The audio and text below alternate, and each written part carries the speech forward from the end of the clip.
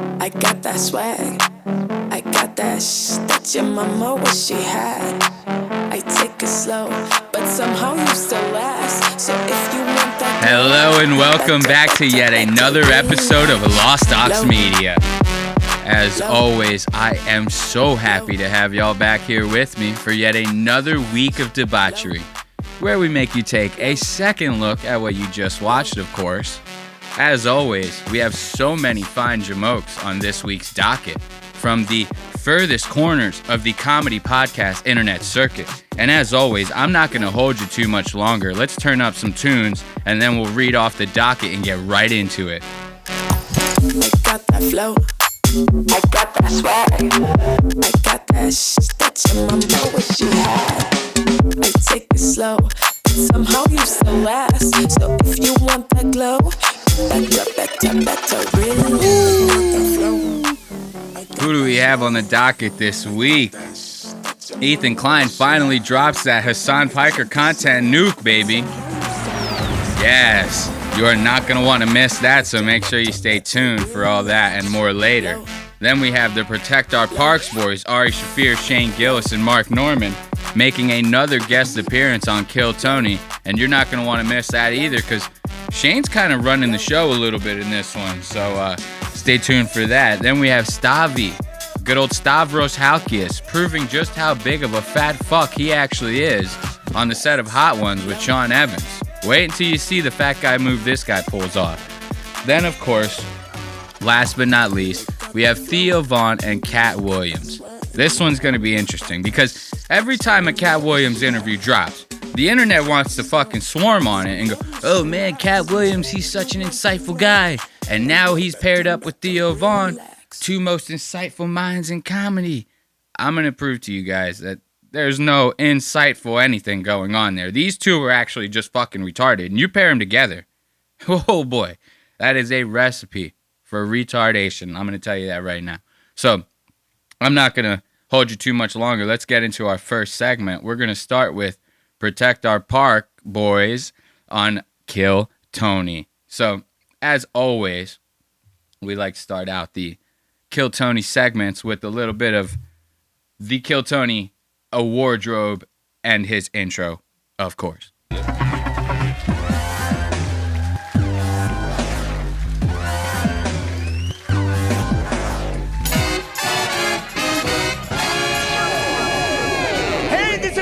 Coming to you live from the Comedy Mothership here in Austin, Texas, for a brand new episode of Kill Tony. Give it up for Tony Hinchcliffe!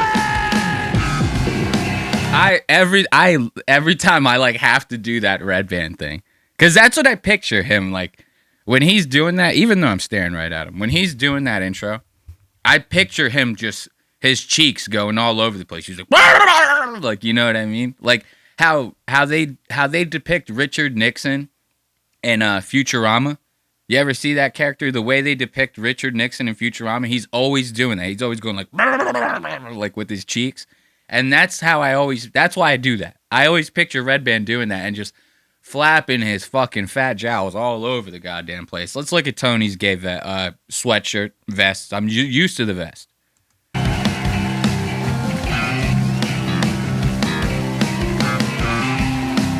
Look at that. He's got a Kill Tony hoodie on. Custom made, right? I love it. This guy, he's trying to do like a Pulp Fiction thing is what I'm guessing here. Trying to do like a little bit of a Pulp Fiction thing, right? And then watch. Wait until you see this. This guy, the right arm of the hoodie has this huge ass circular, like almost like patch, like a badge or something on it. It says Kill Tony on it. I've never seen a hoodie with like a huge fucking just badge on the right sleeve of the hoodie like this. This is crazy. Who's ready for the best fuck? Look at that thing. Hopefully we get a better view of it. Good night of their lives, huh? Look at that. Who puts that on a hoodie like that? It's huge, like, and you could tell by the way that it's like formed on the sweatshirt that whatever they use to silk screen that thing, it is extra thick, my friend. So it's not bending that much. So you have this like stiff, plasticky Kill Tony logo on the side of your hoodie.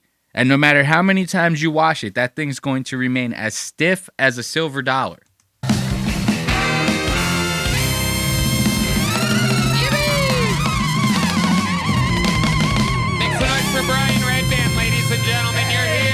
Make some noise, Red Band, whatever. Yippee! You know how they do in Kill Tony, man.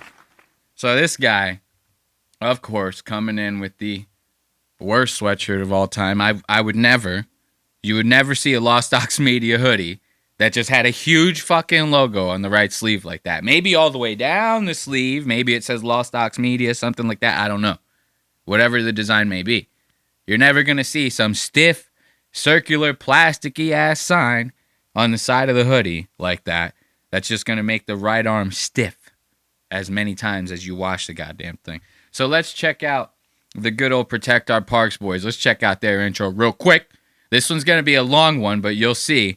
Right out the rip, these guys are making asses out of themselves. Shane's spilling beer all over, the whole nine. Watch this. Well, every single week, I am lucky to be able to book some of the funniest people in the world on this show. Sometimes it's up-and-coming talent that you've never heard of before that I like to show off first. Sometimes it is an old legend of comedy that's joining us. Tonight, it is 3 of our favorite guests in the history of the fucking show. How many times? Every single intro. This guy's got to stretch it the fuck out.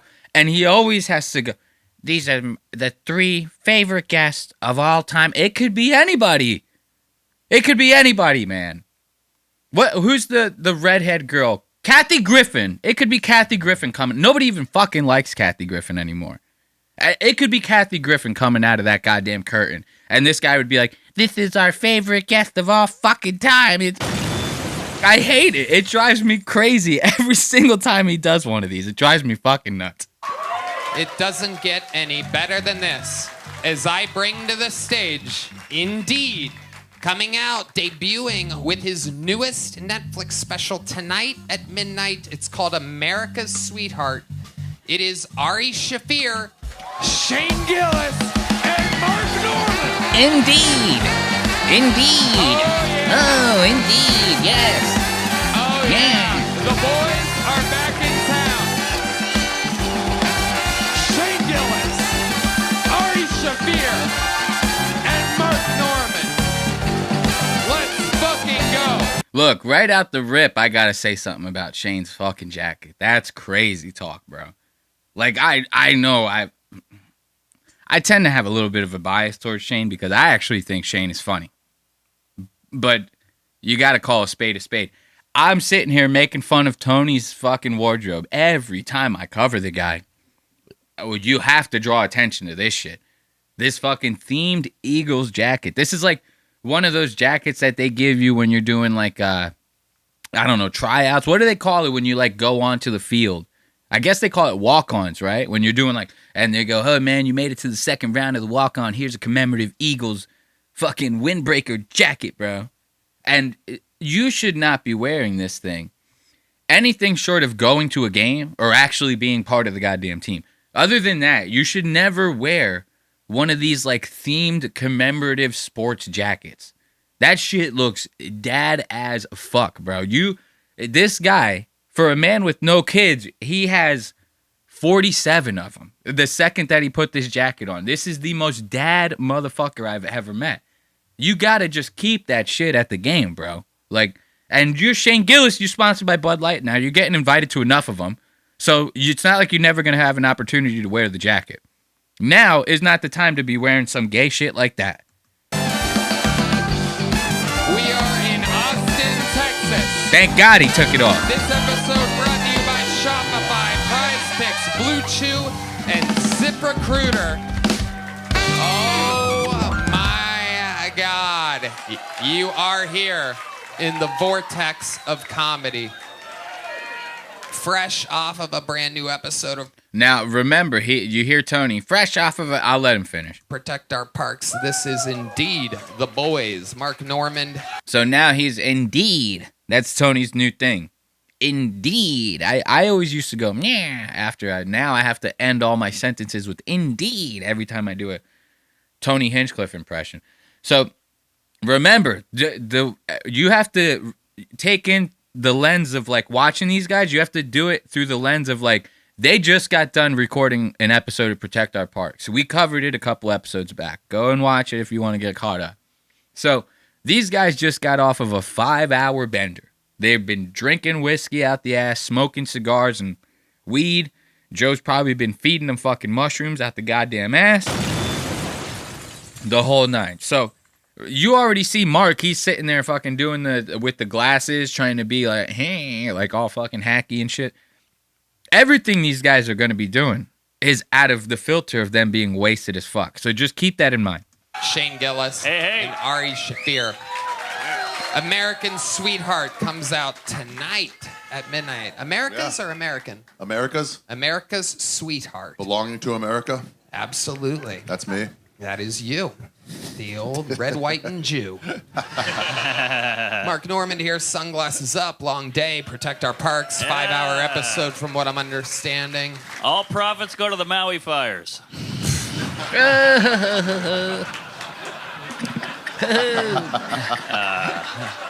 Yeah. Oh, Jesus. Look at that. Look at that. So the fucking dude in the back, what is it? John D's on the keys. Indeed. Right? That's how we do it now. So John Dees is over there fucking around with the keyboards. It scares the shit out of Mark. He's wasted. He's not expecting this. And then he just goes and drops like the most racist fucking remark back to the guy. It's crazy. Yeah. Oh, Jesus Christ. Those fucking blacks. And brought to you by Bud Light. Look at how is it? You know what's funny? Is later on I'm going to show you a time code where Red Band does a little like sound effect on the soundboard, and they all go, "Whoa, Red Band, what the fuck? That was racist as hell." Wait until I show it to you. It's actually kind of funny. But they all like hound on Red Band over it, right? This guy gets scared over a little bit of a keyboard on the keyboard drop, right? And he turns around, and the first thing he goes, "Whoa, the fucking blacks, man. The fucking N-words back there. What are they? They're scaring the shit out of me, bro. That's not cool. Like, that's fucked up." Shane Gillis is here, ladies and gentlemen.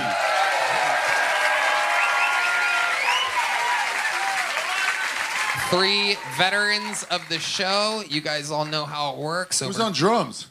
That is Charles Reed. Michael Gonzalez is playing with Keith Urban tonight in a football stadium somewhere. This band plays. These a round of applause for Keith Urban. Who gives a fuck? I like that. I like that because Shane's right. Nobody gives a shit about Keith Urban. Just say fucking Mike Gonzalez, the normal Mexican drummer who's supposed to be there. They're asking about it because now that there's like some fat black dude there. And as you can already tell with Mark's remarks, they're not used to having a bunch of black people around. So, naturally, Ari sees a fat black dude on the drum. She's like, "Whoa, bro, like, who's the black guy? Who's the shabagoy? Who's that guy?" You know?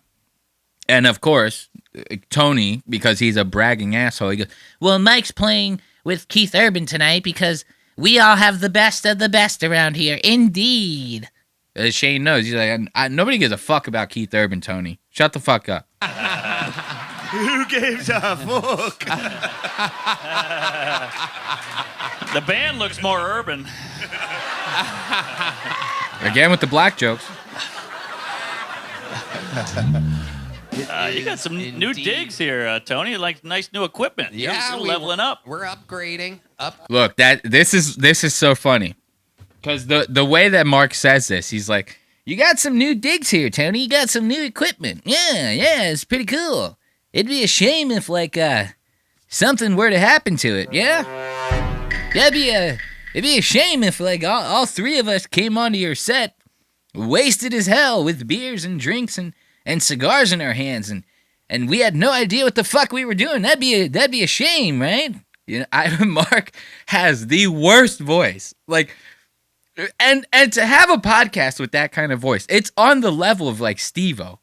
You know, like if you sound like Steve-O or Mark Norman, even fucking close, you cannot podcast. It's like, I think Trump is actually about to write an executive order about that shit. You cannot have a voice like that in podcast. So Mark's sitting there going, "Oh, you got some new equipment. I see you got like some sound monitors up here. There's some new wires I never seen before. You know, this is all really nice." Now watch what Shane does with all this nice equipment on the goddamn table. Grading. We even got Look at that. we got it all. We got a little fucking monitors here so that we can hear better for the first time ever. Just got to get rid of Red Band, and we're moving. Yeah. Yeah. He's hanging on by a Oh thread. my god, that would be the He's all he dream. does is press fucking bird buttons or whatever. Oh, fuck. He got you. He got you bad on that. Now look, this is what I'm talking about. Shane, I almost got distracted by it. You probably might not even caught it. I almost got distracted by it because they're sitting there shitting on Red Band. And how many times do I say that? I say it all the time. I'm like, it is a matter of time before Tony like outgrows Red Band, gets sick of him, whatever the situation is, and he tosses this dude aside like a fucking old sack of fucking potatoes or something. It's gonna happen. Like Tony is he's too self-absorbed for that. They're constantly shitting all over Red Band. They treat him like total ass. So it's only a matter of time. What I think it is I think that Tony hasn't like found a guy that he meshes with, that he deems quote unquote cool enough to take Red Band's spot and not get shit on all the time. Either that or all the talent that does come across his way, he thinks potentially might steal some of the show from him. Like, so I don't know. Maybe actually, now that I'm saying it out loud and workshopping it, maybe Tony's like onto something. Maybe Tony keeps Red Band around because he knows Red Band will never steal the spotlight from him. I mean, not that Red Band would want to, but it's pretty obvious he can't. So now watch. Shane is sitting there saying what I've been saying for so long, that Red Band is hanging on by a thread. That all he's doing, he's hitting buttons and stuff. And mind you, he does a lot more than that, but they're sitting there talking shit. And if the comedians that work close together with you are talking this kind of shit, making jokes about it, right? Imagine what they're saying behind closed doors. Tony, the second that Tony's not around Red Band, he's probably gets a couple whiskeys in him and he's in the green room. He's like, man, I wish I could get rid of Red Band. Indeed. Because he just doesn't bring it to the show like I bring it to the show. Yeah, indeed. You know? I see that. Shane's sitting there talking shit, and what does he do? He spills a goddamn beer all over Tony's brand new equipment. Oh my god, that would be the He's all dream. he does is press fucking bird Look at buttons or whatever. Right there. Boom. Beer spilt. Watch this. I'm going to give it to you one more time. In fucking Zoom. Oh, of course. I fucked up the goddamn time. Every time I go to zoom in like that, the time code gets fucked up. I turn that There's off. power running to it. Look. Okay. I came back at a perfect spot. Look at this. Pay close attention. I'm going to do it down here so that don't get fucked up. Watch this beer. Shane's going to sit here and talk some shit and immediately spill this goddamn thing. We just got on stage, fellas. Look at that. Womp, womp. And now Shane's over here. Oh, fuck, bro. I spilled a beer, bro. I just embarrassed myself in front of everybody, bro. How am I going to get pussy at the frat party tonight after this? He got you. He got you bad on that. I've pre-pulled the first name. We've gone to wrangle them across the Dude, bar. it's all over you. Little brewski. Oh yeah, Hey, little one brewski. Little brewski. Let's give it up. Shane Gillis. It's a little brewski. Little brewski. All over a fucking a $1,300 sound monitor. It's no problem. It's no problem. We got it. So now watch this. Shane actually kind of redeems himself here a little bit. So, as you guys have seen a million times on Kill Tony, every now and then they'll get like a pathetic fucking freak that'll come on stage, completely bomb their ass off, right? And then Tony starts asking them questions. Tony will be like, tell me something interesting about yourself. And you get, every now and then you get these creeps on there that'll be like, well, I've never kissed a girl. Thinking because they're on the show, Tony's going to be like, oh, well, let's get a girl on stage. Let's see if we can get someone to kiss this guy. Every time someone does something like that, I feel like it's just fishing. Like, and it probably is a pathetic guy who can't get a kiss on his own. But to use that opportunity to try to like fish for a kiss, right, during a live show like that is probably one of the creepiest things you could do as a normal functioning man, quote unquote, right? So this guy comes on stage. Like I said, what's the formula? He bombs his ass off, right? Right after he bombs his ass off, Tony starts asking him questions. He goes, well, I haven't been laid in like 2 months. I haven't even kissed a girl in 2 months, man. And Tony is going to, like always, try to get the audience to come on stage, you know, a poor, unsuspecting woman who's just trying to enjoy the show. Now she gets a spotlight shined on her. She feels pressured, right? You know, what's she going to do? What are they all going to do? They're all going to, because here's the thing. These girls are choosing to do it, right? But if it wasn't like a live comedy show scenario, they wouldn't just go like, let me kiss this random guy. So a lot of these girls in there, they feel pressured because they're like, oh, maybe I want to get on stage. Maybe I want to get noticed, right? You know? It's a little weird. So now watch. Tony's going to try to get someone in the audience to come and kiss this dude. Big old motherfucker. Watch this. I have not gotten anything out here yet, though. I've been talking to ladies. I could have secured some shit, but nothing yet. Have you kissed a girl in Austin? No. Really? Yeah. 2.5 months, no kiss? Nope. What are you trying? What are you doing? I was close with a black chick, but... Whoa. Yeah. And then what? You called her the N-word and ran away? Is there a girl out there that wants to give this guy his first Austin? Look at this. I got to go back. Obviously, Tony's about to... Is there a girl out there who wants to give this guy his first kiss? Now, watch. Mind you, every woman in the audience, right? They've all been getting a side view of this guy's fucking head, dude, which is not fucking pretty. I mean, for those of you just listening at home, this guy's head is like not shaped in a rounded way like most people's heads is. He's a bald dude. He's very stout. Well, not stout because he's not short. He's very tall. He's very big. He's like a big, burly, bald dude. Maybe like 6'4" or something like that. This guy has to weigh at least 300 pounds. And he has to weigh that much. If he didn't, he would look like a string bean. He has to fit his frame, right? So he has to have that weight on him. But something's going on with the back of this guy's fucking head that is like an anomaly to science and man. Where the back of people's heads normally would be like their neck, and then right where their cranium meets the top of their neck, it would bulge out a little bit because of their skull, but it would be rounded off. And it would continue to round off until it got to the forehead where your eyes meet your forehead. It would be like almost like a ball. You know, that one part of your skull, if it was complete, it would be a ball, a circle, right? A circular shape. This guy's head is not in a circular shape. This guy's neck has so much fat on the back of it, right? That where you would get that curvature of the back of your skull, where your skull meets your neck, it is now filled with neck fat.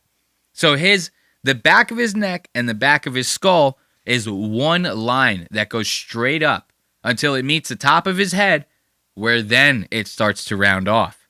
So this guy has like a somewhat bluntly pointed head, which looks fucking crazy when you see it from a side view. And because he's been talking to Tony this whole time, the audience has got nothing but this side view of this man. And now Tony is going to ask every girl in there who has seen the fat on the back of this guy's neck from that side view meet up with the back of his skull if they want to kiss this man.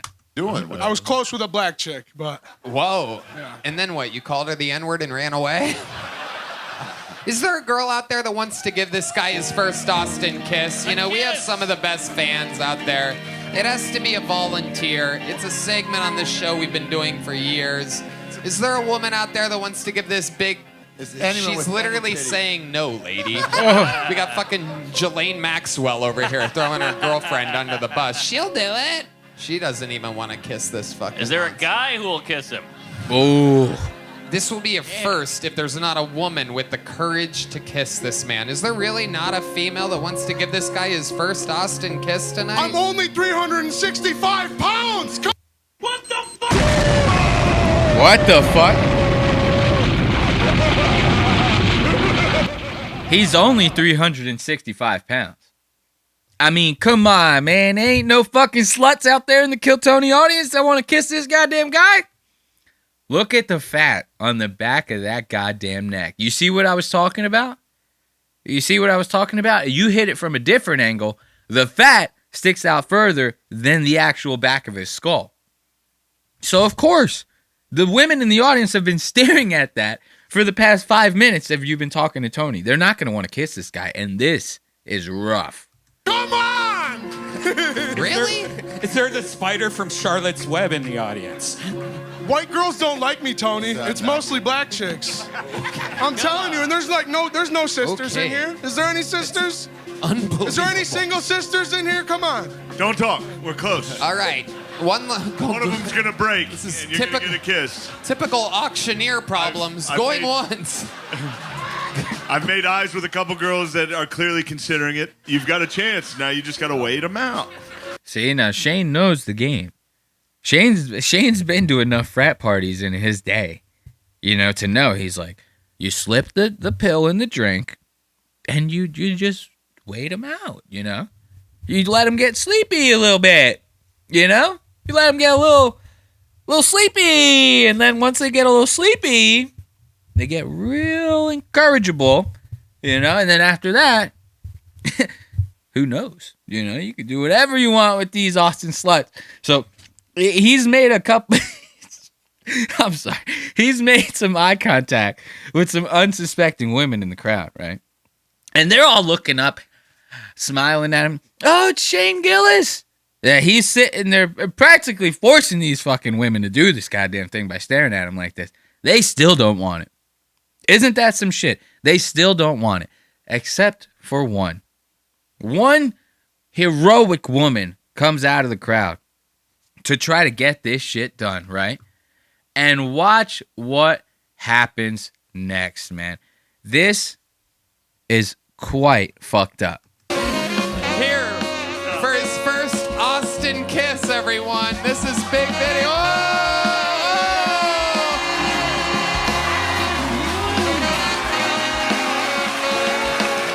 Oh my God. So the girl that comes out of the curtain, right, weighs just as much as the dude who's on stage. You remember, 365. So this girl comes out. Bless her heart. She's fat as fuck, And there ain't nothing wrong with that. Hey, look, this guy hasn't kissed a girl in 2 months, man. You gotta take what God brings across your goddamn plate, my friend. If you're hurting that bad about it, what are you, Grace O'Malley? Come on, man. Like, put the fucking work in or shut the fuck up. So this girl finally comes on stage, and she's a heavy one, don't get me wrong. But she jumps right into it. She does not waste any time. The second she gets up there, she doesn't even wait for Tony to go, hey, what's your name? She just starts attacking this dude. And you could see it's a little bit awkward with this kiss. Now watch when they start talking about the kiss afterwards. This is fucked up. This is Big Vinny.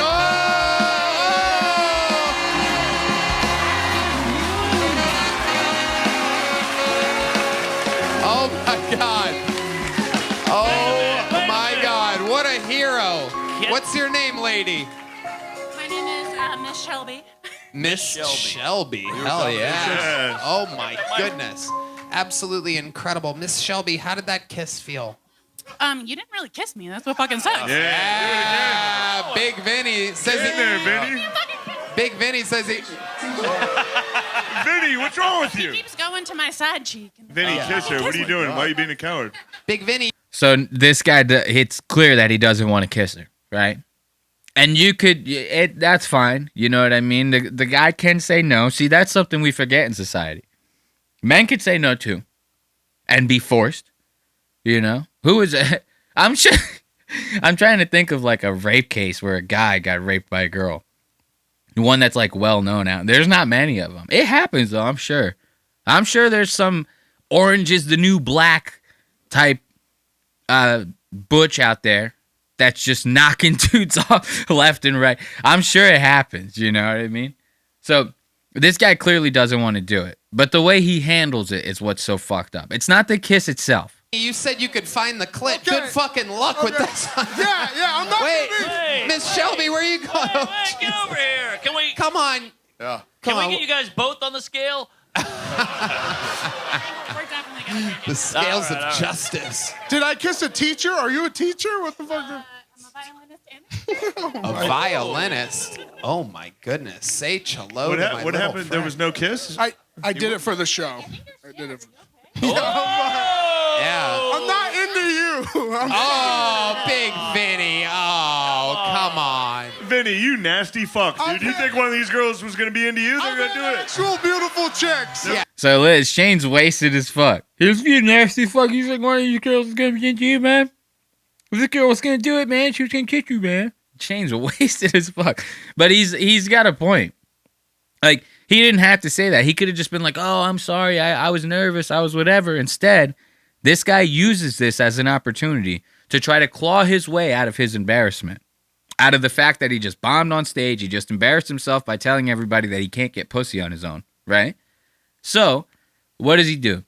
He tries to reach for any lifeline he possibly could, and instead of just dealing with his embarrassment like a man should, he trashes the fuck out of the one girl in the entire audience who even wanted to get up there and attempt to kiss his fat ass. Watch this. I do it for fun. She's beautiful too, bro. I'm not. Come on. Because you're asking why I didn't stick my tongue down your throat. What the fuck? I'm not going to. Come on, give him a hand job real quick. Let's make him come. Let's make this pussy come. Oh. All right. I have standards. How about a hand for Miss Shelby, everybody? Miss Shelby, you're a superhero. Look at Shane's face when he says that. That's how you know, dude. Shane's about to lace into him too. Watch. He goes, I have standards. Watch Shane's face. For Miss Shelby, everybody.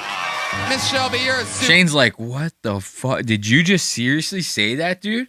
So Shane doesn't like the fact that this guy is trashing this chick like that. So Shane's about to talk some shit back to him. Superhero. Thank you. Hell yeah. You wanted me to be mean. Big No Vinny. one wanted you to be mean, dude. Big Wanted to Vinny. kiss her. How Should've been dare nice. you? I kissed her, and then you're asking why I didn't go harder.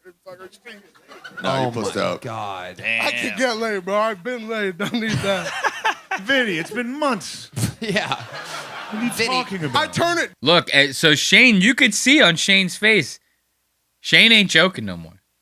Shane's like, why the fuck are you being mean to this fucking fat bitch? Like, I don't know. Like, I'm not even fucking around. No, With Vinster, bitches like that, Vinster, yeah. don't lie to me, Vinster.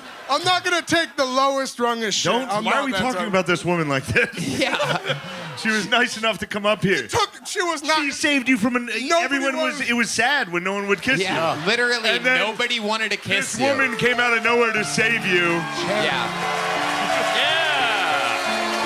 And you, God damn, Vin. You gotta go fuck her. Where'd she go? Give Miss Shelby one of these. Yeah. Where'd she- here we go. She gets a big joke book. You get a little joke book. How about that? Oh, Fuck you. He didn't catch it. There he goes, Big Vinny, everybody. Boo this Vinny, man. Get the fuck out of here. Nasty motherfucker. Get him out of here. Get Look, he doesn't even go to pick up the fucking little joke book that Tony threw at him. Fuck him. Fuck him. Give it up for Shane. Shane's a fucking knight in shining armor right there. You know what I mean? That's good shit. I'm not gonna lie. That's a nice move on Shane's part to defend that girl like that, because it really was sad when you sitting there seeing that guy, Tony on the mic. Does anybody want to come up and kiss this man? Indeed. Crickets, nothing. That's some sad shit. And that girl comes up there like that. You're gonna call her the lowest rung of shit? Okay, that's how you want to live your life. So now watch. Remember, I told you these guys are wasted as hell, right? These guys are wasted as fuck. And this next mic bucket pool, I should say, gonna come on stage and start to try to do his set, right? We're not gonna listen to the set. I want you to pay attention to Mark. Mark, as soon as this guy goes to start doing his set, Mark knocks over a glass cigar case. One of the hot blondes that works the stage, that brings like drinks out and cleans the microphone and stuff. I think her name is Heidi Klum, something like that. She comes out and she brings them cigars, right? And they're all encased in glass. Mark opens one up. He starts trying to give them to the boys. Hey, guys, you want a cigar? We're about to smoke a fat one like we do on Protect Our Parks with Rogan. Yeah, it's fucking comedy, you know? So as soon as he starts dishing out the cigars, he knocks over one of the glass cases and shatters it all over the stage. Now, if you pay attention, you see there's a lot of people in this crowd, and a good chunk of them are sitting right in the front row. So where's that glass going to go? It's going all in people's drinks. It's going all over the tops of people's beer cans and shit. And now Tony and the Comedy Mothership have quite the liability on their hands, potentially speaking, of course. So what happens? None of these guys can pay attention to jack shit this guy says, right? Matt Bellick. I'm going to be honest with you. I didn't hear a word of your set. Yeah. Mark Norman broke a glass cigar case, and a lot of it, the shrapnel went into people's drinks, and I'm making sure that the drinks didn't get drunk. It's literally on the can. Yeah. Let's drink it. Sue him. Drink it. Eat the glass. I like that. I'll buy you another drink. Whatever. I like that. Tony's sitting there actually worried about it. Because, you know, Tony, his relationship with Joe, the club gets sued. What's going to happen next? Who knows? Maybe Joe tells him, hey, man, can't do your show at the club anymore, man. Can't cost me any more money like that, man. It's crazy. It's crazy, man. Trans people, man. That's just the way the world works now, man. You know? So Tony's got to be worried about this. Shane doesn't give a fuck. Shane's like, this isn't my show. This isn't my club. I don't give a fuck how good of friends I am with Joe. So he starts joking around. He's like, eat it. Eat the glass. Eat the fucking glass. He's going to start like really digging into this joke. It's actually kind of funny because I thought Shane was supposed to be Joe's friend. Why are you making jokes like this, Shane? Drink it. Eat the glass. I'll buy you one. I'll buy you another drink. Whatever that was. Sorry I about got that. it. No, I got it. Yeah, I'm protecting us.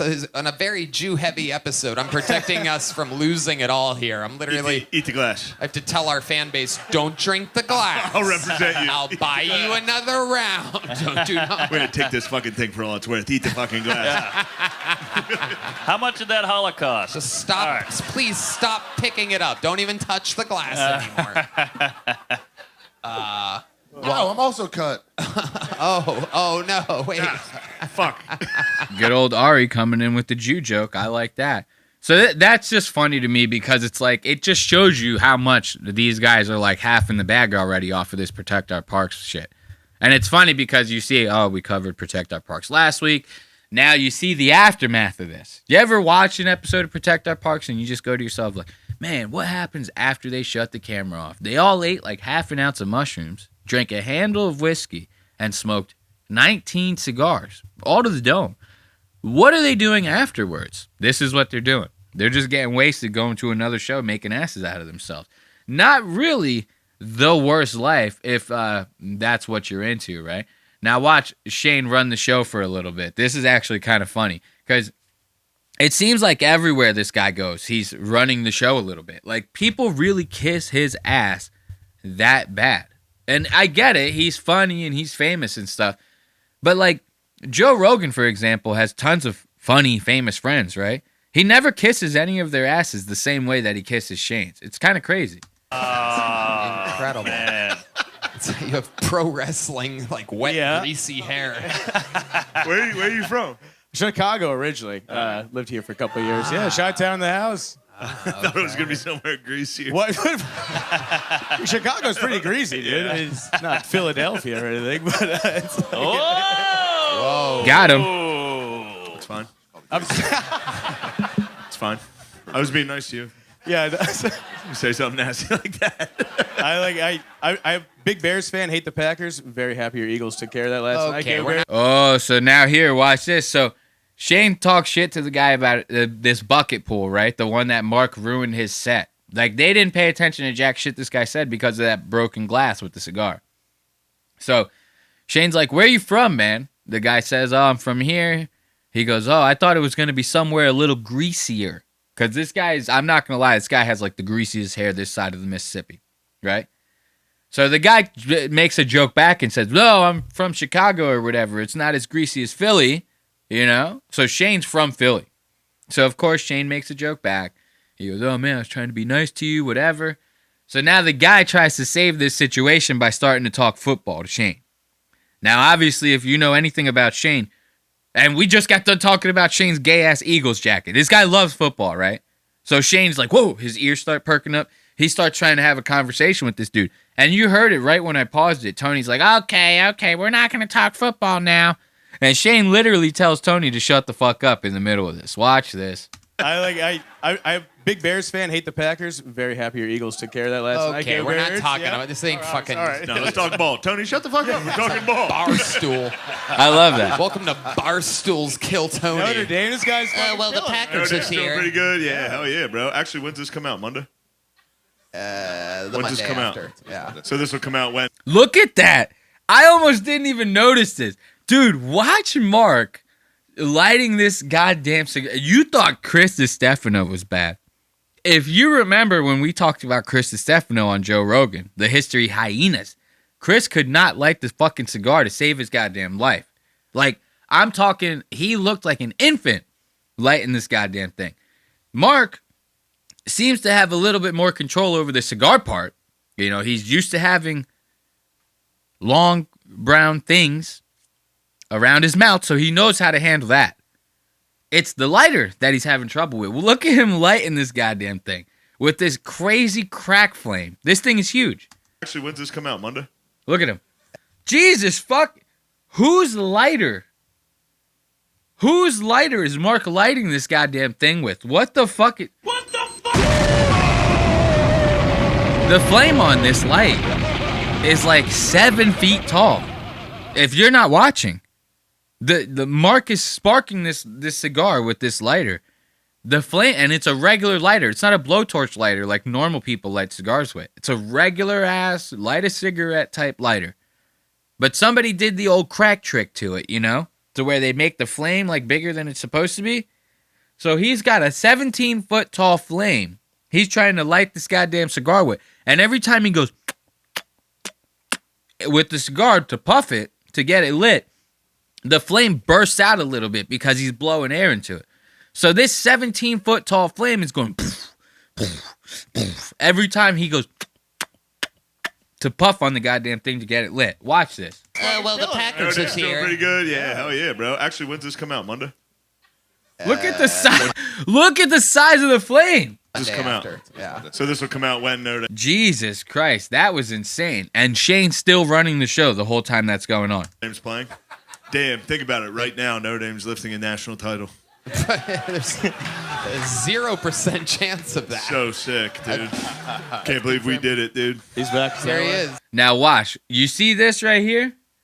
D Madness comes out wearing some crazy ass shit. This is going to be priceless, dude. Because Shane uses this as an opportunity to finally let D know that whoever the fuck is dressing him is doing him an injustice. Because D's blind. So it's like he dresses like a blind guy. That's the crazy part. So this joke that Shane makes is like 100% justice. It's not like he's making it as a joke. He might as well be 1,000,000% serious. Because D Madness is the only blind guy that I've ever seen that actually dresses like a blind guy. Like, that's supposed to be like a joke. You know what I mean? That you say to someone. Someone leaves the house. You're about to go out for the evening, right?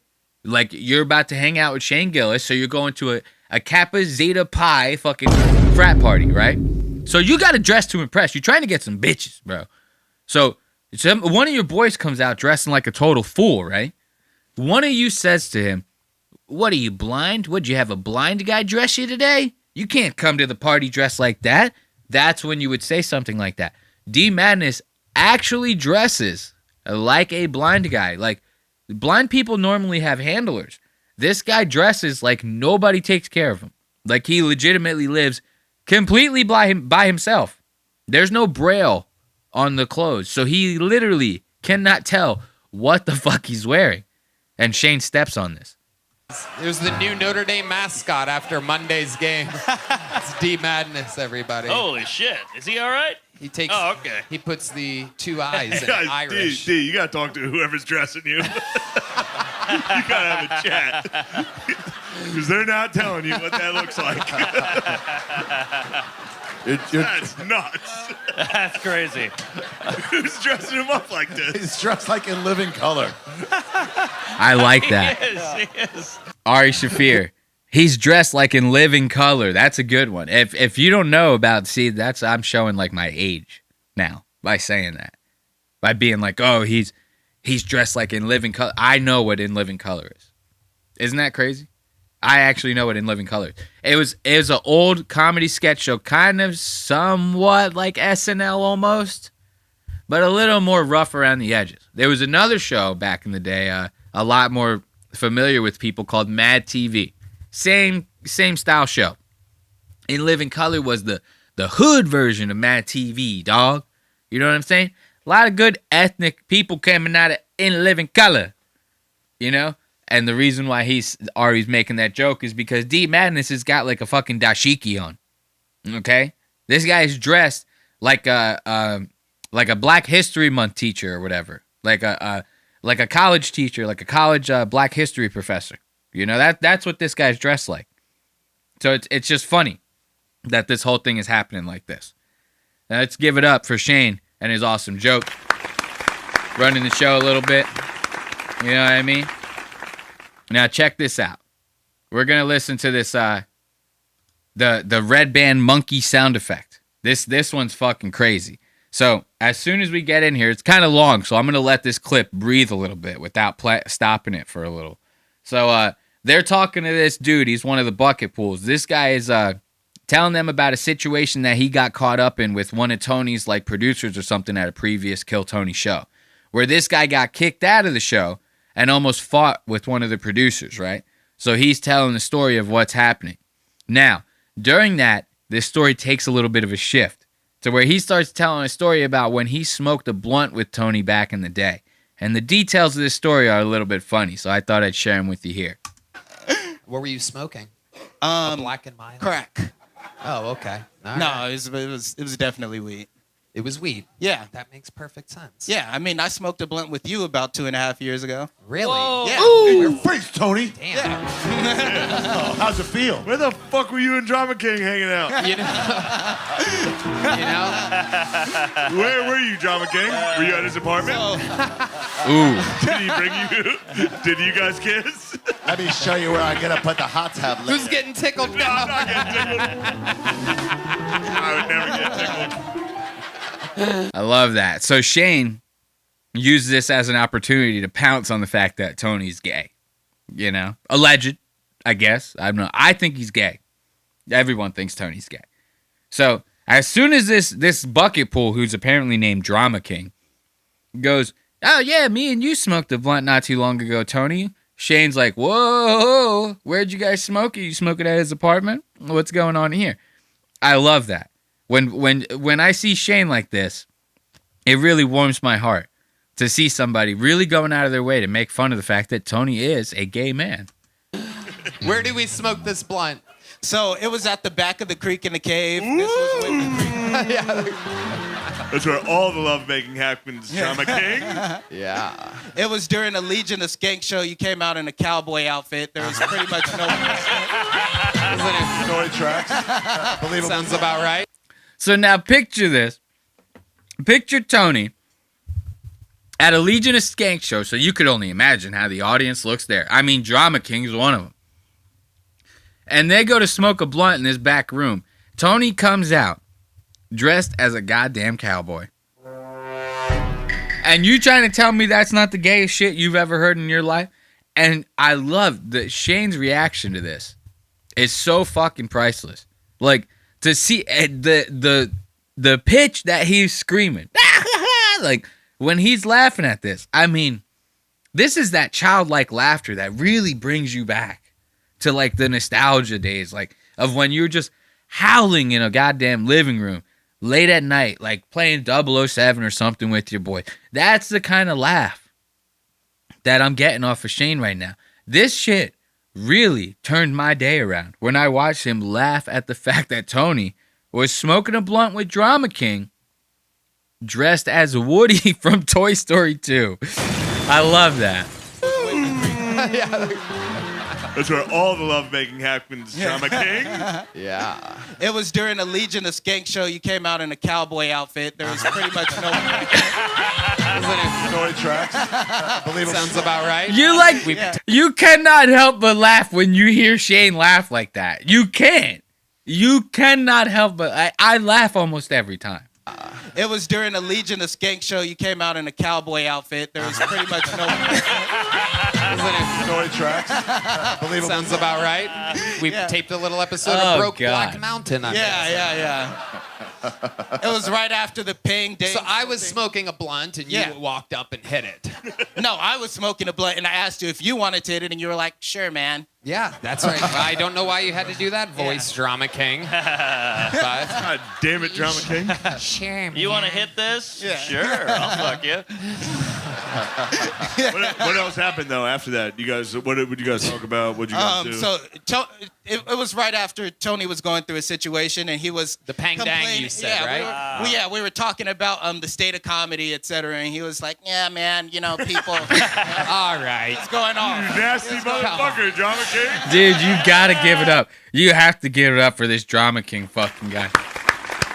His impression's good. You know, I like that. Because I do that every time I talk about these guys, you know. Tony, I picture Tony. Hey, man, can I hit that blunt? Yeah, indeed. Yippee! He hits the blunt. Yippee! Look at this. This is actually perfect. Remember I was telling you about that huge, thick, plasticky badge that's on the side of the fucking right arm of this guy's Kill Tony hoodie? Look at this. This is like the best view that you're going to get out of it. This thing literally looks like a plastic coaster. That's how thick and stiff this goddamn thing looks. You can't have something like that on the sleeve of a hoodie, man. You cannot do it. You cannot do it. Okay? Now watch. They're going to tell a little bit more of this story, right? And Red Band's going to play that quote-unquote racist soundbite, right?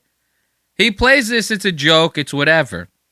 The way that they hound on this guy for this racist soundbite, when Mark Norman literally during his intro of the show calls the keyboardist and the drummer blacks because he got scared because the keyboardist was like testing out his tone a little bit in the back, you know? So Mark can sit there and go, whoa, the blacks scared me.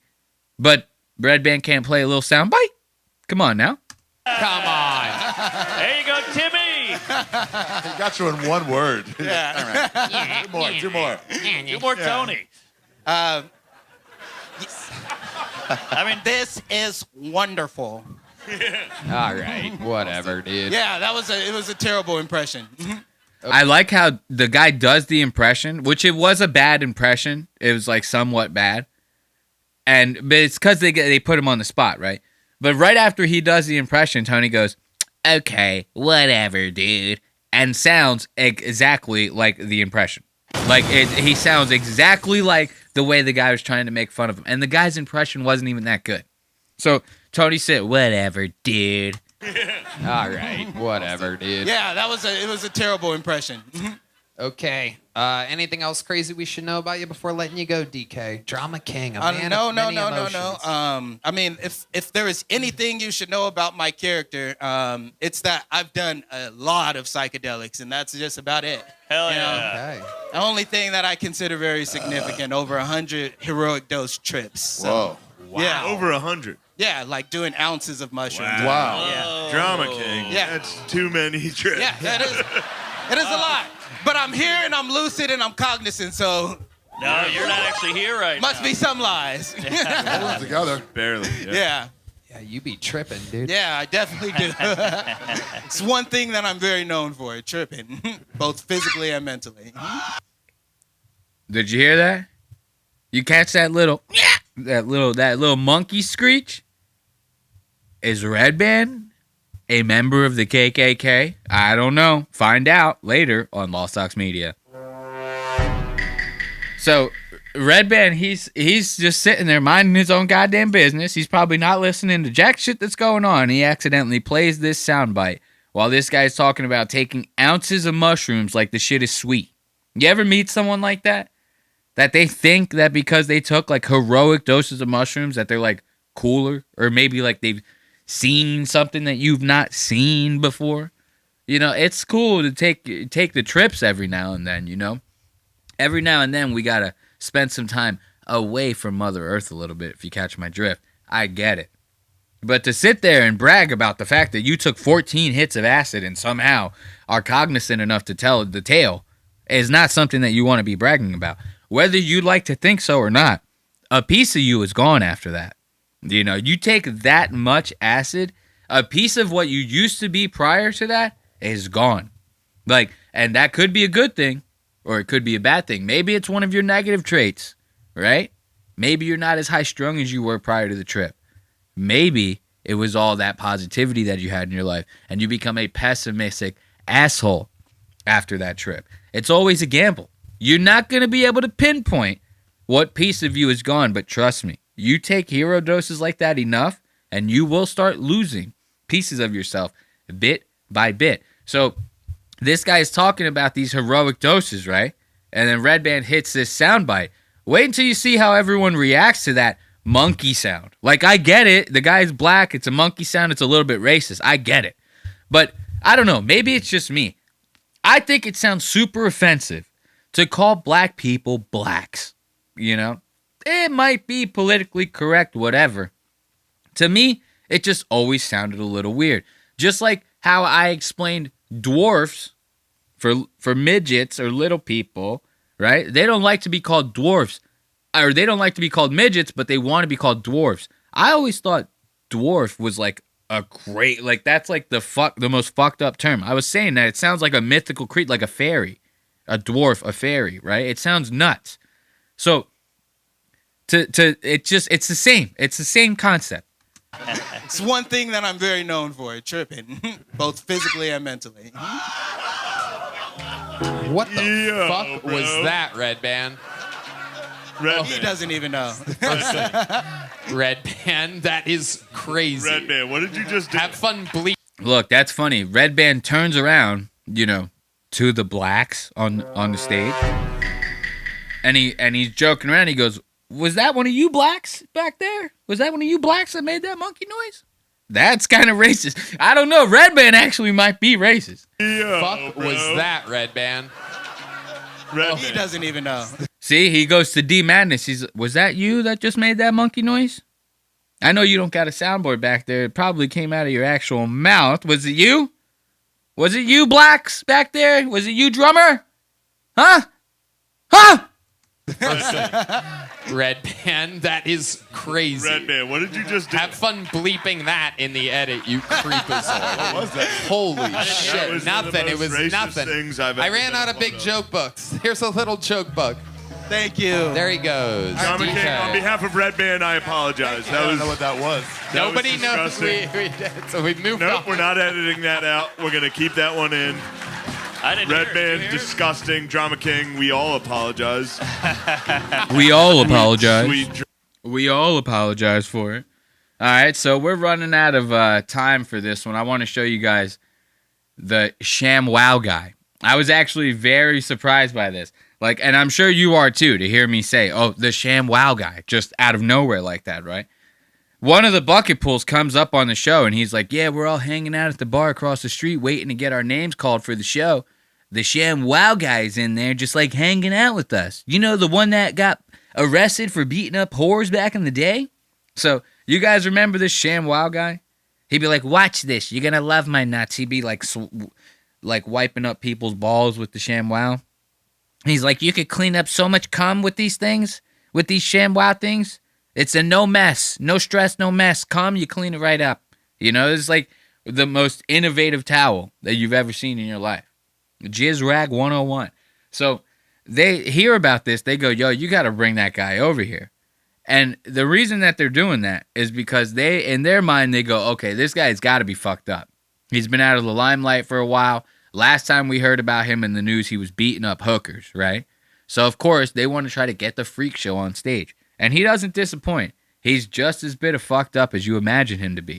To you here to be on the podcast for a bit. This is indeed the Sham-Wow guy, Vince Offer.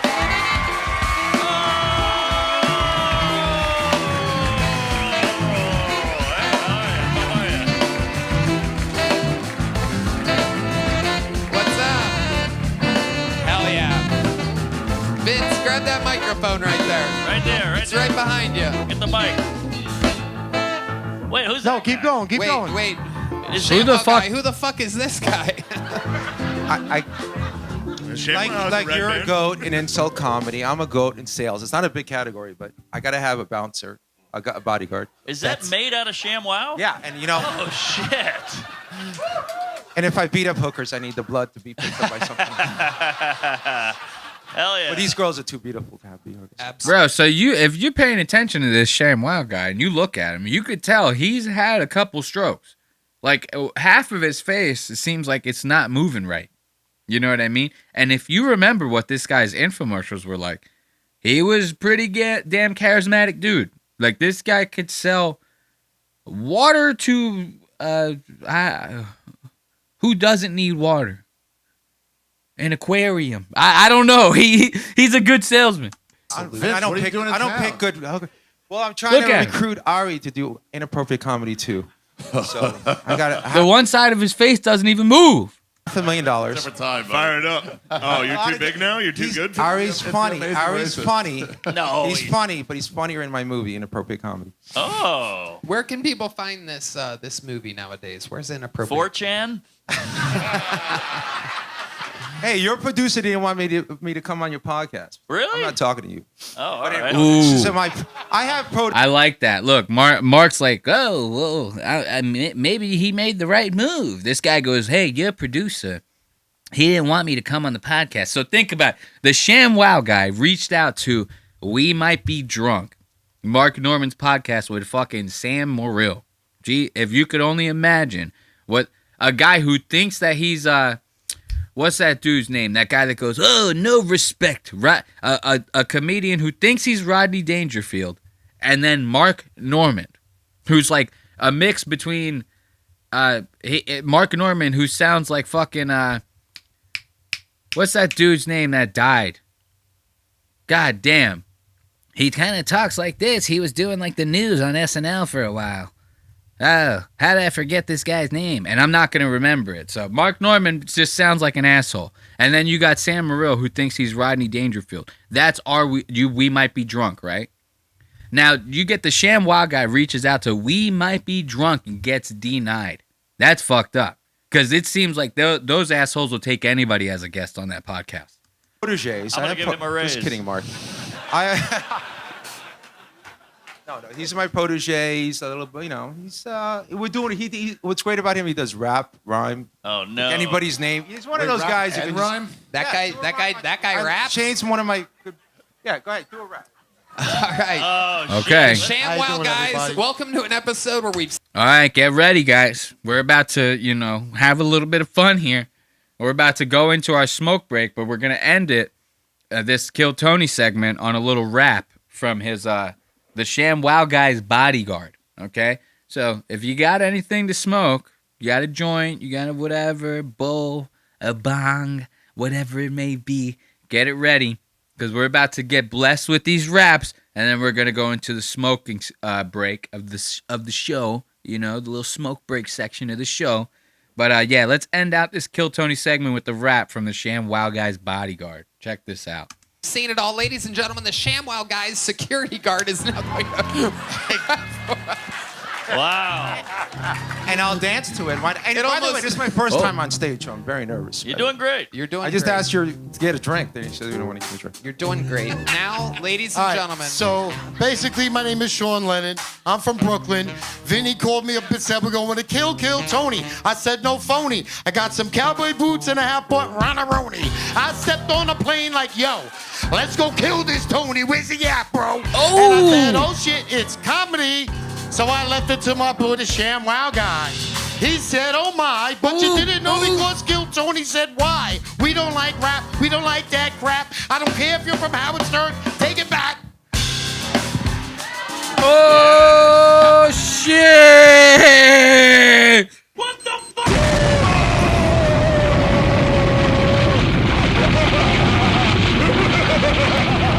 fuck? Jesus Christ, let's give it up for the ShamWow guy. Oh, fuck. I hit the wrong soundbite and the soundboard crashed, thank God. Because it was about to play that what the fuck boom again. We don't need that. I was going for the applause. So let's put on a little bit of music, and then we'll get into the smoke break section and have a couple more segments left on Lost Aux Media. Thank you for joining me once again. As always, You can stay up to date with all things Lost Aux Media, or if you want to support the show and buy merch, you can visit www.lostox.media. Dead to me, R.I.P. buried. 무리들이 몰려온다 사죄해라 미리. Dead to me, R.I.P. buried. 무릎 꿇고 고개 숙여 반성해라 피리. 왜 이래요? 잘못 오셨네요. 상관없는 자에게는 묻지 마세요. 손 깨끗이 씻고 and I live to tell the tale. 못이 박히기 했지만 coffin and a nail. Bury so deep in your excrete. 누구 탓해? 다 네가 한 짓. I've been mute, I've been discreet. 알만한 사람 다 알아 나 in these streets. 시끌벅적 시끌벅적 시끌벅적 동네 시끄럽네요. 시끌벅적 시끌벅적 시끌벅적 화난 사람 많네요. Come on, hit you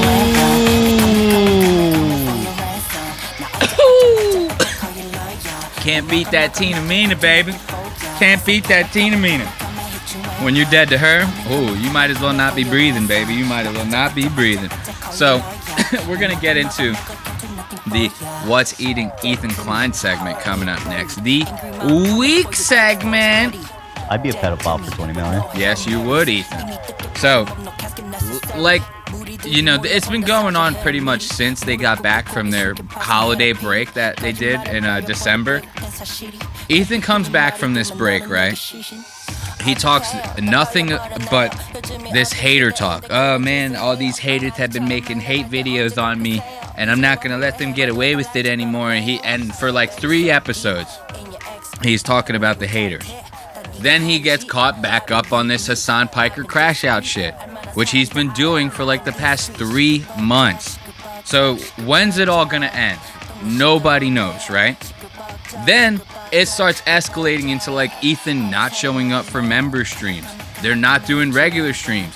The LA's got wildfires. They're not doing streams for that. On top of that, Ethan's using it as like an opportunity to finish this content nuke hit piece that he wants to do on Hasan Piker. Think about that. Think about if you were like a paying member of that show, right? Paying $5 a month, $10, whatever it may be. And you have to sit there, 2 out of the 4 episodes that you pay for each month, that the host ain't even there. You have to rely on the crew to do the shit, right? Think about how crazy that is. I would be pissed. I'm not paying for that shit. You know, get that out of here. So he's wasting all this time to drop this content nuke. Hold on, I'm sorry. That's wires like caught up in my chair, and it's fucking driving me nuts, and it's getting me sidetracked. So he's been wasting all this time on this content nuke, right? Talking about how the critics are raving, how good this video is. It's probably his best work. He put so much time into editing it, and it's going to 100% certainty bring down Hasan Piker.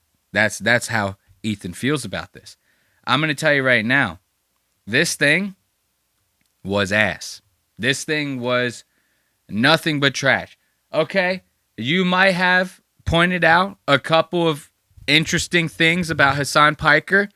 I'll tell you, anyone watching this thing, or maybe 8 out of 10 people that are watching this thing, not even caring about any of the facts that you're bringing up on Hasan.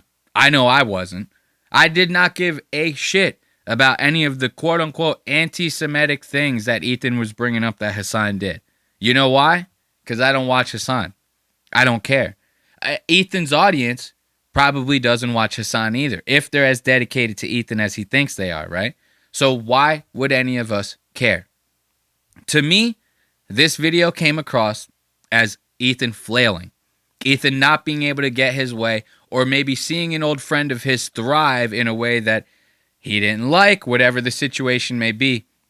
And he kind of like tries to frame this as him going, well, I platformed Hasan when I made him the co-host of Leftovers with me on my show. So it is now my responsibility to bring this guy down because the stuff that he's saying I don't like. So when I hear that, to me that translates to, I used to be friends with this guy and we used to do a show together. Now we disagree with each other, and I don't like the fact that he is just as big of a voice as I am on a different platform, but His voice is saying the opposite message that mine is. That's basically all I'm hearing when I hear that. You do not feel responsible for platforming this guy because he was already huge before you platformed him. Yeah, he might have gotten a little bigger after Leftovers, but it's not like this guy was a nobody. If he was, you wouldn't have done a show with him. So to sit there and try to frame this whole fucking thing as being like, it is now my responsibility to take down the Joker. Ethan is now YouTube's Batman, right? All because what? You don't like the shit that's coming out of his mouth? Because it has to do with an overseas conflict, the Israel-Palestine conflict, and you happen to have an Israeli wife? Like, okay, that's cool. You're a little biased on the situation. There's no way that it should have that much of an impact on your life or your psyche. And that's why people are covering this. That's why I am, at least, is because this guy is flailing about over a situation that really should not be that big of a deal to him. You can disagree with the message that's coming out of his mouth, but to take it to this extent, to like really let it ruin your life and like run your emotions like this is asinine. It's childish almost, you know, it's crazy. It's cuckoo. Terrorist. So let's go to the intro, you know, of course. It's starting out in a spot that I don't want it to. Wait until you see this intro. The world would not be the same. Few people laughed. Few people cried. Most people were silent. I remembered the line from the Hindu scripture, the Bhagavad Gita.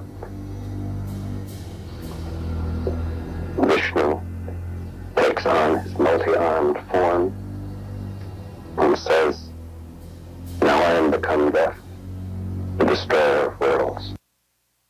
We think the Houthi Ansarallah is doing what Houthi fucking bloodthirsty, violent pig dogs. Why am I held accountable? God forbid you throw up the fucking green Hamas banner. Happy birthday to you. I'm cooked, All together, I'm cooked. happy birthday from Twitch, Hasan. Happy birthday from Twitch. Bro, I can already tell this is going to be an editing masterpiece.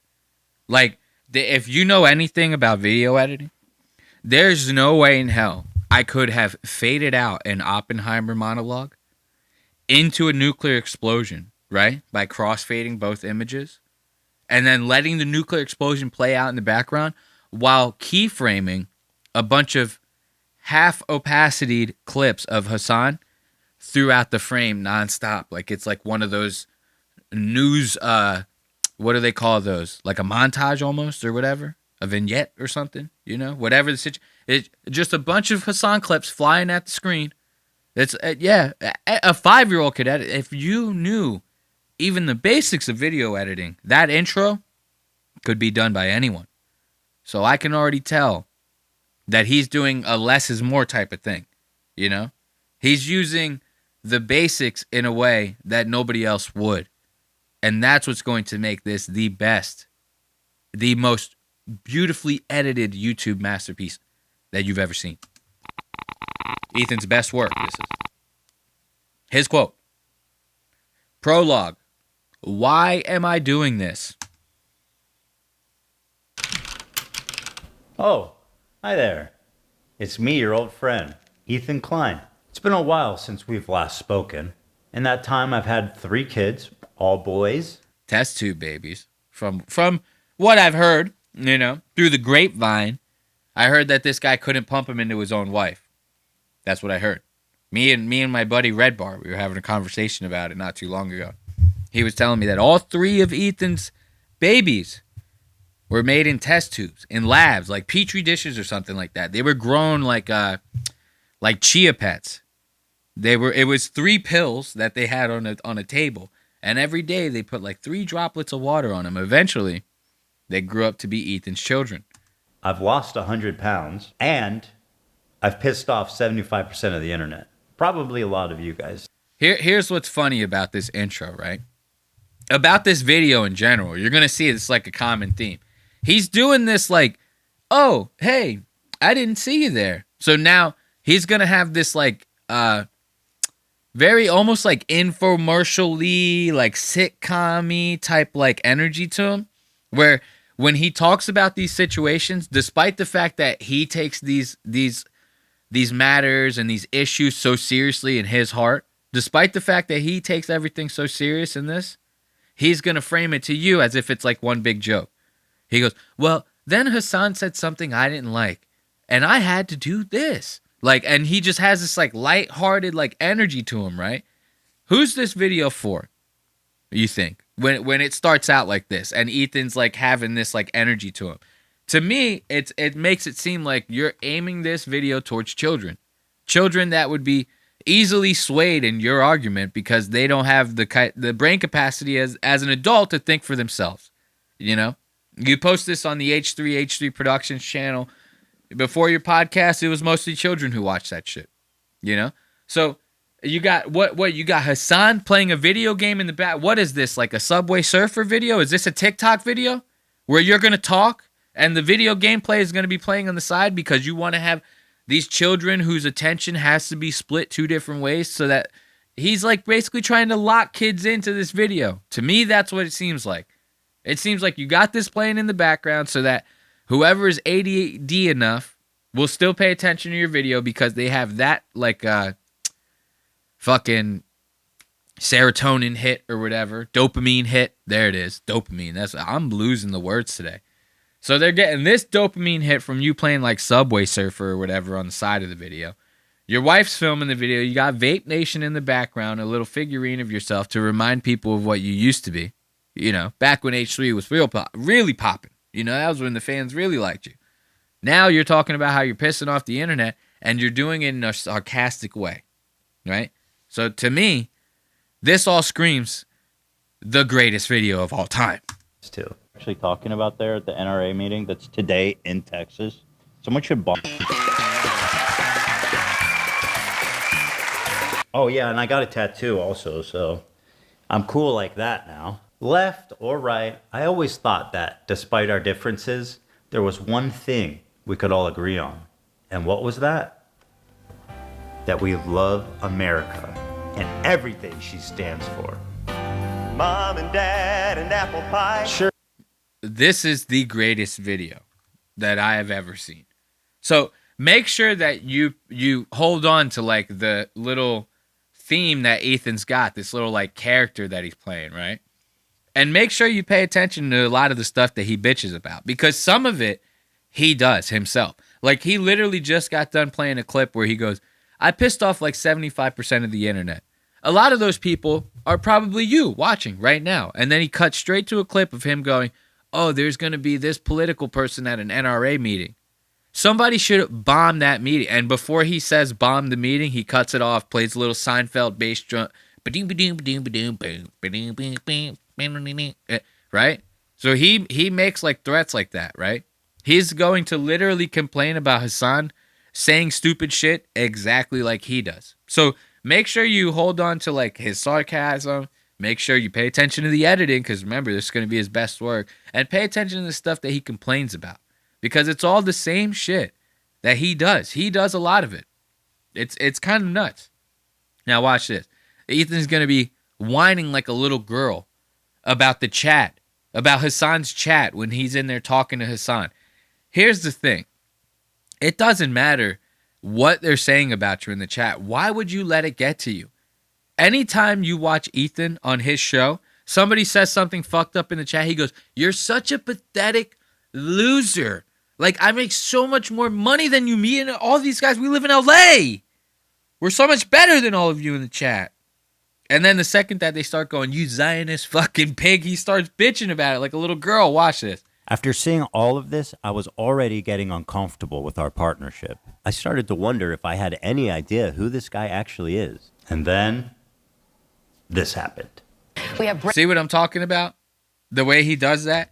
Very sarcastically. He goes, and then this happened. It's like this is made for kids. No adult brain is going to watch this and be like, oh my God, he's like spitting so many facts. But like maybe Mike Malak would watch this and be like, yo, I think Ethan Klein is like the greatest mind YouTube's ever seen, Logan.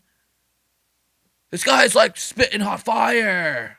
Who this guy actually is. And then this happened. We have breaking news out of Israel this morning where Hamas has launched a surprise attack within Israel's borders overnight. After the shock of October 7th, I noticed a huge increase of anti-Semitic comments from Hasan's stream and Discord, including from his head mod. I was disturbed that Hasan was seemingly okay with this.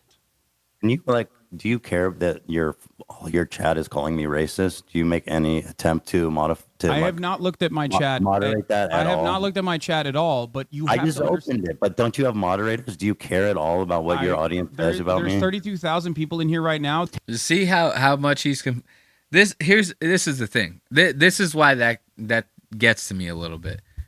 Bro, you signed up for this. You even talk shit about people on your show where you go like, if you don't like the comments, you don't want me to cover when you're talking shit and you don't like what my audience has to say about it. You signed up for this when you joined the internet. Welcome to YouTube. You say shit like that all the time.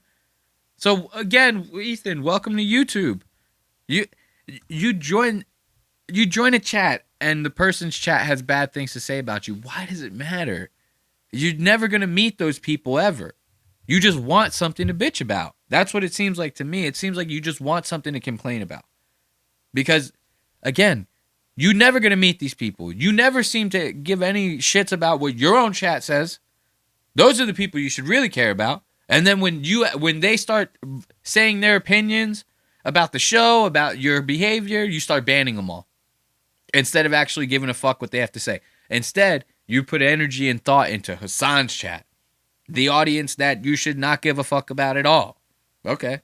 I've not looked at my chat. Moderate that at all. I have not looked at my chat at all, but you I have just to opened it, but don't you have moderators? Do you care at all about what your audience says about me? There's 32,000 people in here right now. I'm just trying to tell you guys how it feels. And I'm fucking shocked that you don't care that people in your chat are saying, who the fuck is this child, cold, arrogant, as fuck. I love you, but there's only so much I can do. How can you be surprised when your Discord is literally full of fucking... Ethan, I love you, but there's only so much I can do if you're making that argument. You know that, right? Like Hasan's chat had been calling me a Zionist, baby-killing genocider. Maybe it is unreasonable that I'm asking him to moderate his chat for a friend. He doesn't even know where I'm coming from because it's not something he would ever ask for. And all these other content creators actually, whipping their communities when their chat is going fucking absolutely bananas. See, so now Ethan is playing a clip of Hasan doing the same thing that he did. Why? What does it matter? Okay, so he did what you said. Okay. What? I don't understand the point in that. For him to go, well, I asked him to moderate his chat and he didn't do it. And I have this clip of him asking somebody else to moderate a chat. What does it matter? He never said anything about it. It's not like Hasan was like, why is Ethan bitching about the chat, and made like a whole video about it, dedicated his time to make something specifically about you. It's not like any of that happened. So these examples that he's pulling, it's just like out of thin air. It's for nothing. At least that's the way I feel about it. There's like no substance behind that one example.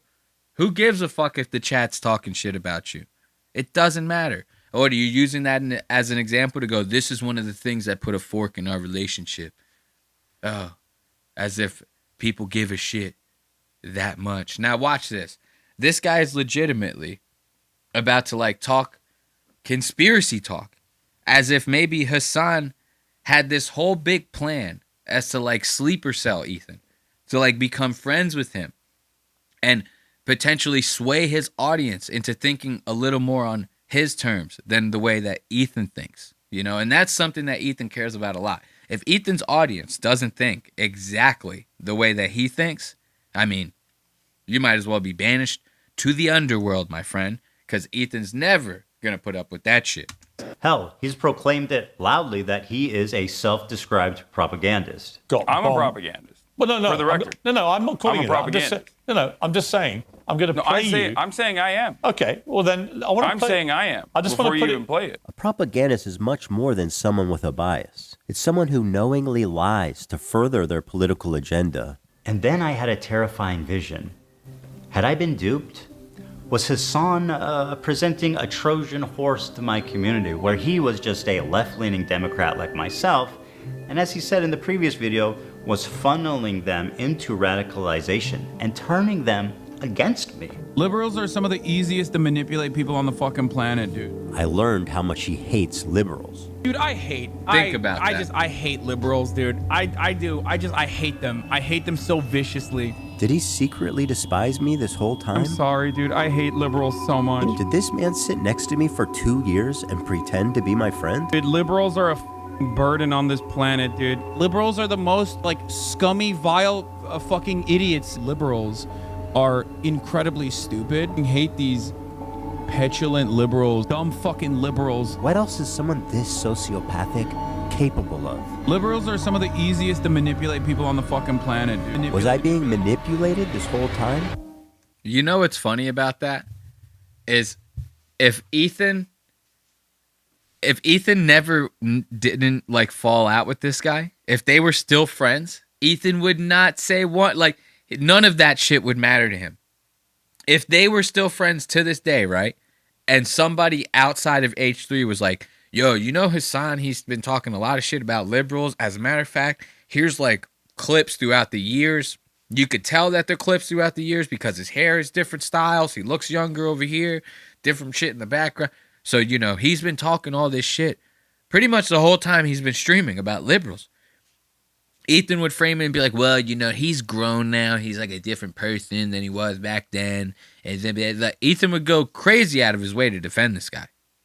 But now, Ethan wants to sit there and frame it like, was I a grown-ass man this whole time and somehow got manipulated as if I was a fucking child? Have I just been like, really that stupid this whole time? Like, he's sitting there trying to frame this as if Hasan had this like huge master plan, right? Which we all know Hasan's not smart enough to. This is the same guy who he thinks like Houthi propaganda to like kill Americans and Jews is like a musical, you know? He's literally putting it on for his friends and like telling them, yo, this is the hottest Houthi musical you've ever seen. It's them like, hamda, hamda, da, and they're like waving guns around like, we're gonna kill Americans and the Jews will hang and die. Like, you know what I mean? He's like, yo, this is good shit, right? This guy is an idiot, okay? He's not coming up with these master plans to Trojan horse your audience and turn them into like Palestine supporters or whatever. And if you support Palestine as much as you say you do, then your audience probably does as well, right? So it's crazy to me for Ethan to go like, I basically am hearing him go, I have the mind of a 5-year-old child and I am very easily manipulated. And a man can literally come into my studio and completely manipulate me and my entire crew into basically getting him on the show so he can fucking poison us from within because none of us can think for ourselves. I mean, he actually might be right because Ethan really might be that stupid. I don't know. That was my fear anyway. Regardless of his true beliefs, that broke my trust in him, and I pretty much ended the show immediately. And I felt guilty for my participation in mainstreaming Hasan. And for that, I apologize. I should have done more research, and I should have looked more deeply into who I was getting in bed with before they gave me chlamydia. Sorry, Hila. Over the past year since the show ended, I can... So, here's the thing. I mentioned this earlier. To sit there and say, oh, well, for that time that I had him on the show, you know, I was mainstreaming him. And for that, I feel guilty and I'm sorry. How much could you possibly have, like, sucked your own dick saying that sentence? Like, I can't think, like, your dick could not be further in the back of your throat saying a sentence like that. Because once again, Hasan already had a huge following before joining your show. It's the only reason you even had him on. A guy like you saw that and you said, well, we kind of think alike. You obviously clearly didn't even do your own research to like look back at his past content to go, should I make a show with this guy? No, you just saw dollar signs. You go, he has a huge audience. I have a huge audience. We both think somewhat alike. You know what I mean? Okay, let's see if we can join forces and really make some goddamn money out of this. You know, that's what I feel like. And now you're sitting there because this guy is like streaming about shit that you don't like. You're trying to like take him down. And for what reason, I have no idea. Like, did this guy fuck Gila or something? And I really don't know. Like, why would anyone go that far out of their way? Like, there's no way you actually feel responsible for him. And if you do, that's delusional, my friend. That's delusional.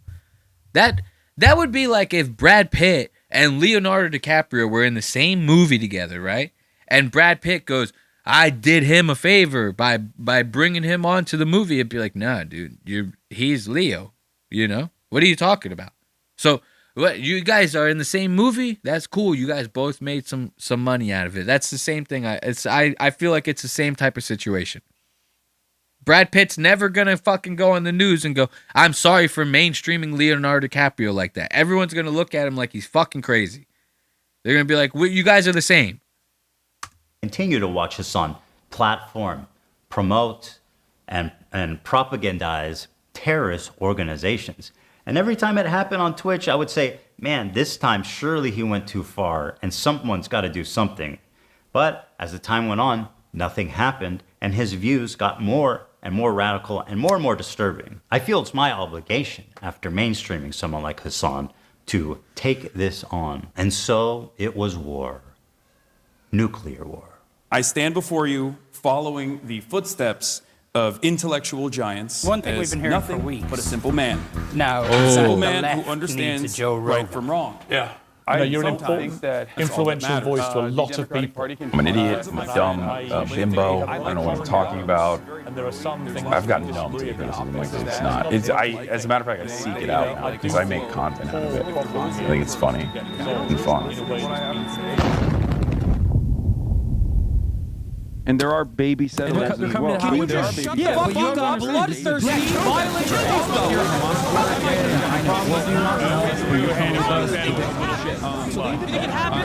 doesn't matter if fucking rapes happen. That was the best editing that you're gonna see out of the entire video. And I guarantee you that was done by that like Jarrell kid that they stole from Jimmy Lee or whatever, the guy.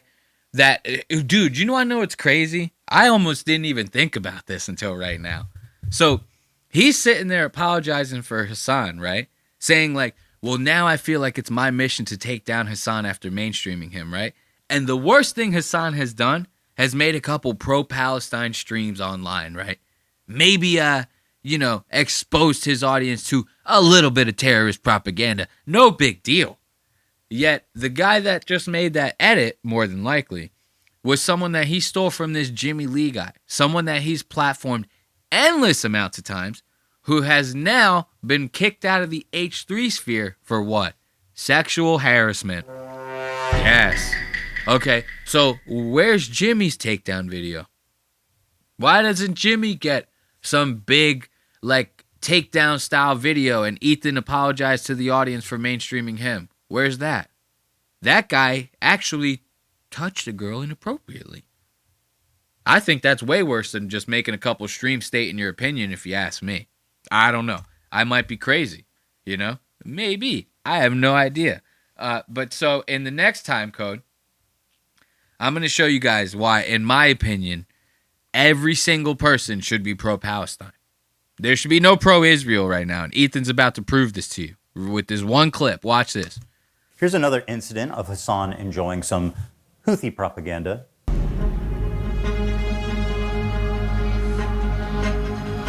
See what I'm talking about? This guy is retarded.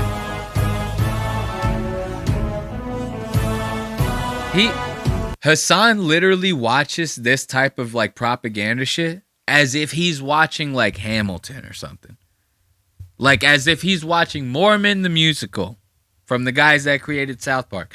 He legitimately takes so much enjoyment in watching this type of shit because he might as well be watching Wicked right now. You know, that's how he is. He's that stupid. So Ethan's making this hit piece about like an actual moron.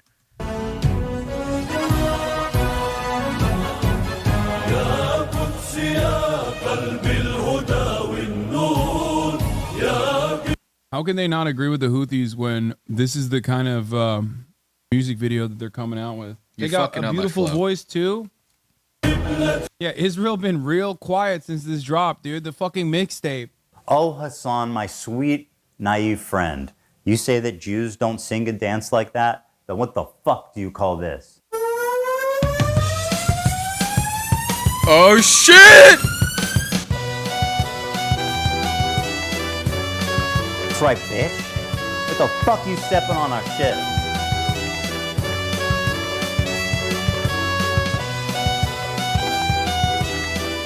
Fuck it, smoke to that. Yeah, Israel been real quiet since this dropped, dude. The fucking mixtape. Ooh!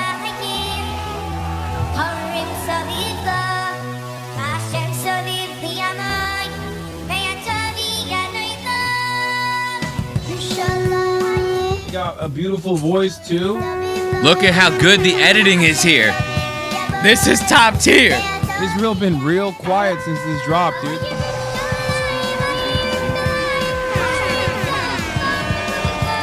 Israel been real quiet since this dropped, dude. Ladies and gentlemen, we got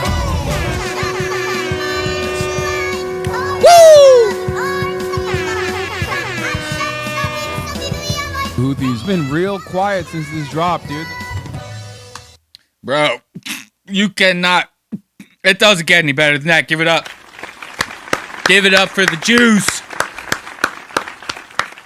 And you should all be pro-Palestine because whatever the fuck that was that we just listened to, we gotta get rid of that shit, bro. You cannot be blasting that shit, bro. Like, this is what I'm talking about.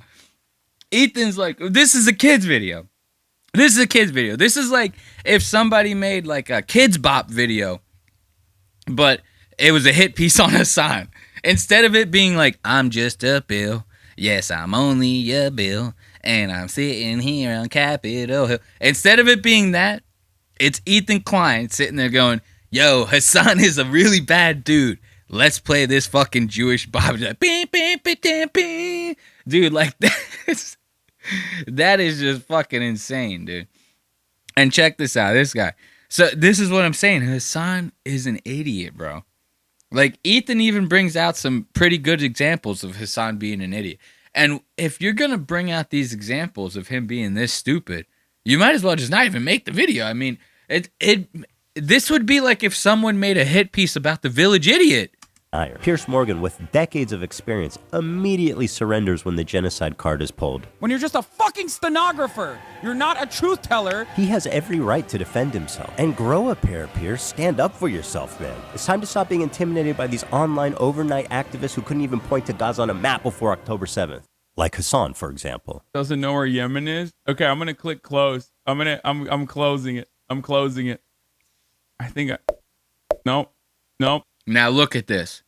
Hasan, see, this is what I'm saying. Hasan's talking all this stuff about this Israel-Palestine conflict, right? This guy can't even point the fucking places out on a goddamn map. He's literally sitting here trying to point out Yemen on the map. He can't do it. Nope. Got it. How Finally. can you claim to act? And here's the thing, though. I can't talk shit. I'm so bad with geography. Like, you could show me a map of the United States. I'm from New Jersey. I probably wouldn't be able to point out New Jersey on the map. I'm so bad with geography, dude. It's not even funny. My best friend actually calls me Magellan. That's her nickname for me. Because I get lost all the time. I'm not even kidding. I'm one of those dudes that drives around, and if the GPS ain't on, I have no idea where I'm at. Not even a fucking idea. Not even a clue. And then here's the worst part. When I use the GPS, I only pay attention to the GPS. I don't even pay attention to like the landmarks or the road signs, nothing. So when that GPS, like when that trip is done, that whole trip is gone out of my memory. I don't retain any of it. Isn't that crazy? That's how bad I am with geography. So I feel for Hasan when he's getting ready to fucking point out Yemen on a map. It's like, you might as well ask me to point out like a star and be like, pull out the one named this. I'd be like, there's 10 million of them. I don't know where to start with this. You know, I'm so bad with it. It's not even fucking funny. So let's see. This next time code is labeled quick point on Houthi pirate. And then it's in brackets, says very quick. Not gonna lie, I don't remember what this one's about. I'm a little stoned. There is no other way to describe this than terrorist propaganda. Not only is he platforming terrorist propaganda, right, uncritically, he's participating in it. He's enhancing it. He is not just a conduit. He is an active participant who's disseminating it to more and more people in a way more consumable form. This is extremely fucked up. But why should he care? Their flag doesn't say death to fucking Turks. It says curse upon the Jews. Hasan likes to obfuscate on this and says, nobody cares when Sean Penn interviewed El Chapo. Sean Penn literally interviewed El Chapo. Exactly, dude. Nobody is saying you can't have difficult conversations with controversial people. You just have to ask them hard questions, guys. What? So this is what he's referring to. Let me contextualize this. Hasan ended up having this like... this dude, he was like a really, really hot Houthi pirate.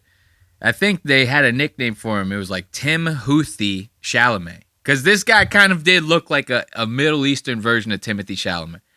So Hasan has this guy on his show. He's like, yo, man, we're about to have like this Houthi rebel on and all this. So Ethan gets pissed off because Hasan platforms this Houthi pirate, right? And then he compares it to Sean Penn interviewing like El Chapo. And he goes, yeah, you can interview controversial figures. You just have to ask them the difficult questions. Why? Why do you have to ask them the difficult questions? I've always like wondered that. Why can't Tucker Carlson just go to Russia and record him like having a podcast with Vladimir Putin? Like, why can't they just fucking hang out? Like, why does he have to sit there and go like, yo, man, what's happening with all your crazy-ass policies, and start jamming down his goddamn throat about his relationships with America? Who gives a shit? Why can't Dennis Rodman go to North Korea, turn on a couple cameras, fire up some microphones, and just hang out with Kim Jong-un? And just shoot the shit. Why does it have to be so fucking serious all the time? Maybe that's why these guys all fucking hate each other. Maybe that's why conflicts are constantly rising. Because nobody listens to each other. They're all just in meetings with each other trying to fuck each other over for their resources. Waiting for their turns to speak to each other.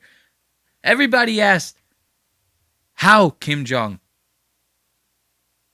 I don't know. I don't know where that joke was going. But seriously, why does it have to be like this big thing? Like, oh, you gotta ask them the serious question. So Hasan wanted to hang out with the fucking Houthi pirate because he thought he was cool. Who cares? Like, who gives a fuck? This whole thing, who gives a fuck? The only reason I'm even covering it, and I'm going to tell you right now, the only reason I'm even covering this is because Ethan made such a big deal out of it, and the shit ain't even that good. Watch it in its entirety. This thing, if you're not a 13-year-old, you're going to be very disinterested in this very quick. It was boring as shit. And like I said, he made it like a fucking Markiplier video or something, bro. People grow up, man. You got to understand that. And if you're going to make a video about big boy issues, you got to at least have some seriousness to it. Like, you could make this funny and not make it childish like this. And at some point, in the hour and 48 minutes of this, or whatever the fuck, 43, you just get to where this guy is like reaching for anything at this point. It's crazy. Zero punishment.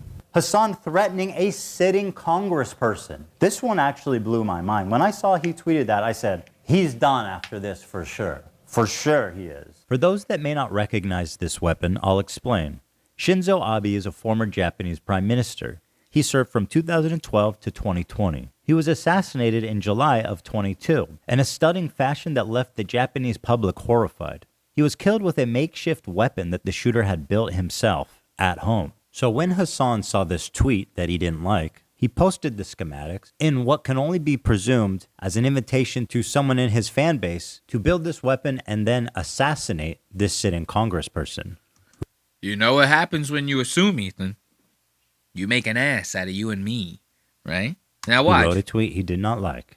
I genuinely do not know how he didn't land himself in prison for making terroristic threats. How? Okay, listen to that. We're gonna end it on this because I was done with this. I was so fucking. This shit was so boring to me. And after this, we're gonna take a little bit of a break from the week segment, man. It's like not even cool to cover Ethan anymore. You know, once he went on break and all these people started coming out with hate videos on him, I was like, man, it seems like a lot of people are hopping on this. And I know people hate on Ethan like his whole goddamn career. People have been hating on this guy. I get it, but it's like. Every week now? You know, I got to do this. I got to do this week segment every week, man. It's not even cool anymore. It's too much. We got to let it breathe a little bit. So let's end this on this one. He just got done talking this shit because Hasan had made a tweet, right? A tweet with like no context. It's very vague, that Hasan's tweet that he just brought up. Yeah, it's insinuating some shit, but it's not like Hasan wrote the text out in black and white, right? Now, in the beginning of this video, right in the intro, Ethan was like, hey, a lot of people, I've pissed off a lot of people on the internet. A lot of them might be you watching now. And then he played the clip of him saying what? Oh, this person's at an NRA meeting. Somebody should bomb the building. Right? You remember that? Actually, let me play that for you again. Ethan literally just got done saying that he's surprised that Hasan didn't land himself in jail for terroristic threats because of the tweet that we just talked about. Hasan posting a picture of a makeshift gun that some Chinese dude was assassinated with however many years ago. And he posted it in context to some politician in current day. Okay. Now, is that worse than you actually saying that somebody should bomb an NRA building? I don't know. Let's skip ahead a little bit. We get to the point to where Ethan talks about this. Look at this. We're literally about to hear him make a terroristic threat, basically. Klein, it's been a while since we've last spoken. In that time, I've had 3 kids, all boys. I've lost 100 pounds, and I've pissed off 75% of the internet. Probably a lot of you guys, too. Actually talking about there at the NRA meeting that's today in Texas. Someone should bomb. See, he don't even let the video finish out because he's worried about this clip, this whole Hasan Piker hit piece getting demonetized. Oh, the NRA meeting that's happening in Texas? Yeah, somebody should bomb the fucking NRA meeting that's happening in Texas. Let's give it up for Ethan Klein. And that'll do it for the week segment, of course. Let's turn on a couple more tunes and have ourselves a little bit of a smoke, and then we'll take a look at why Stavvy is the fattest fuck in the biz. Let's get this music a-poppin'. Oh, damn, okay. Play this little funky tune right here, have a little bit of a smoke, and keep it going on Lost Aux Media.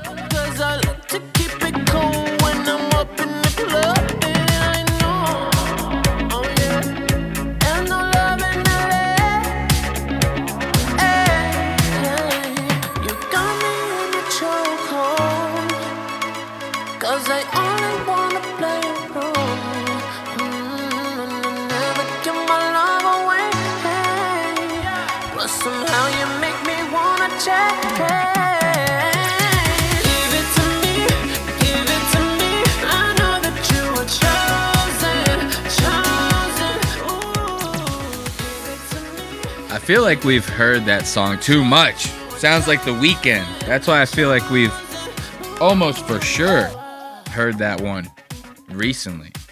I don't like that. I like to switch up the songs as much as I possibly can. So, getting into this Stavvy business, right? little Stavros Halkias on Hot Ones with Sean Evans. So Stavvy, he was in a movie recently that he had written and I think directed with a buddy of his. It was called We Should Start a Cult or something like that, where he played like this fat, stupid, aloof cult leader. I didn't end up watching it because there's no fucking way that shit is funny, and I can't put myself through an hour and a half of Stavvy acting. Like, it's bad enough trying to deal with this guy in a podcast or an interview. You know what I mean? But every now and then, you know, you see Stavvy make one of these fat boy moves that just you can't help but document, right? And that's pretty much what we got here. So he's gonna be on this episode of Hot Ones talking about that movie that he had written and directed. Then he's going to be talking a little bit about the role that he plays in Shane Gillis' show Tires. The second season's going to be debuting pretty soon on Netflix. But that's not why we're here. We're here to talk about this fat boy move that this guy ends up making. This is a fat man move like no other. And it happens right out the rip, right out the intro. Watch this. When you see what Stavvy ends up doing, this shit's going to blow your mind. Hey, what's going on, everybody? For First We Feast, I'm Sean Evans, and you're watching Hot Ones. It's the show with hot questions and even hotter wings. And today we're joined by Stavros Halkias. He's a stand-up comedian who can catch live on the Dreamboat Tour coming to a city near you. Keep up with him weekly on Stavvy's World, wherever you get your podcasts. And he also stars and co-wrote what is, in my opinion, one of the funniest comedies of the year. It's called Let's Start a Cult, which is available on demand now. Stavvy, welcome to the show. Let's Start a Cult. Oh, yeah, dude. Thanks for having me. What's going through your head as you prepare to take on the Hot Ones gauntlet? Do you feel prepared for the meal in front of you? Brother, I'm the most prepared guest you've ever had in your life, dude. There's no one who's done this show that has had more wings than me. I am positive of that. No, Ariana Grande hasn't had more. Jesus Christ, what happened to Ariana Grande?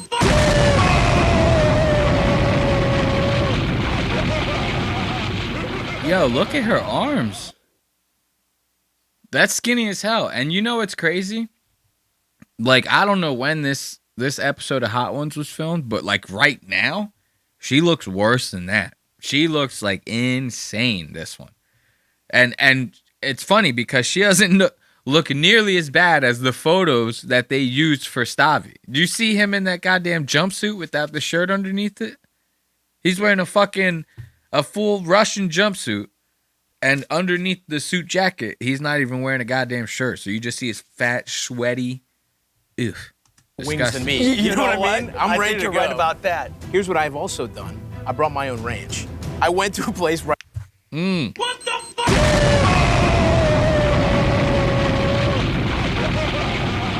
Hey, yo, my man.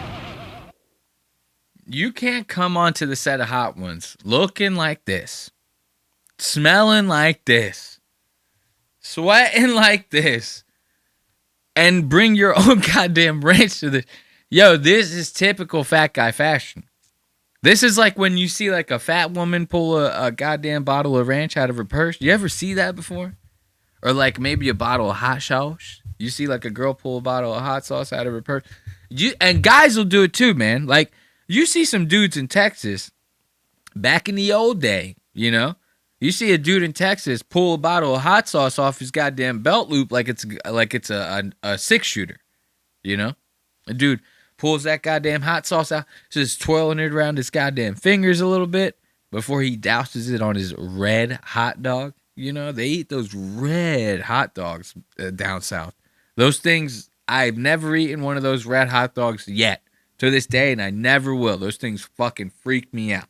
So this guy pulls the ultimate fat guy move by bringing his own goddamn sauces to the restaurant. You can't do that, bro.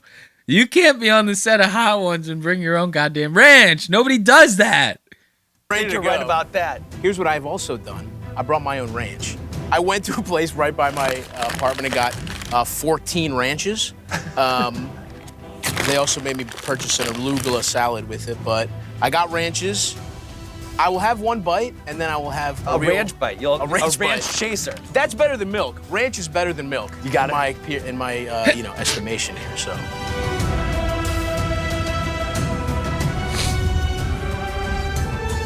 That's twice I thought I hit the goddamn cough button and didn't.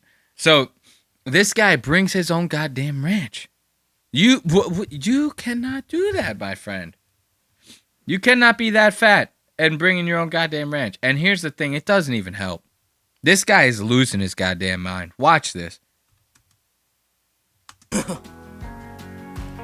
Okay, a little spice. A little spice on the back end there. Yeah. Yeah.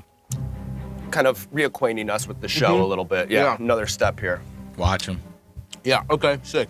No problem. Fat boy feeling it. Easy peasy. So I've heard some grumblings from comedians about how the proliferation of crowd work, TikTok clips, and YouTube clips, they've created more hostile environments like for audiences. Yeah. And I'm curious, as one of the finest practitioners of the form, what's your take on that narrative? Thank you. Yeah, I'm one of the best at nice fucking pants. Yeah, well, I do think something bad is happening to stand-up as a result of this. For like, you're right. The more you do, Look at this. Look at this fat fuck, dude.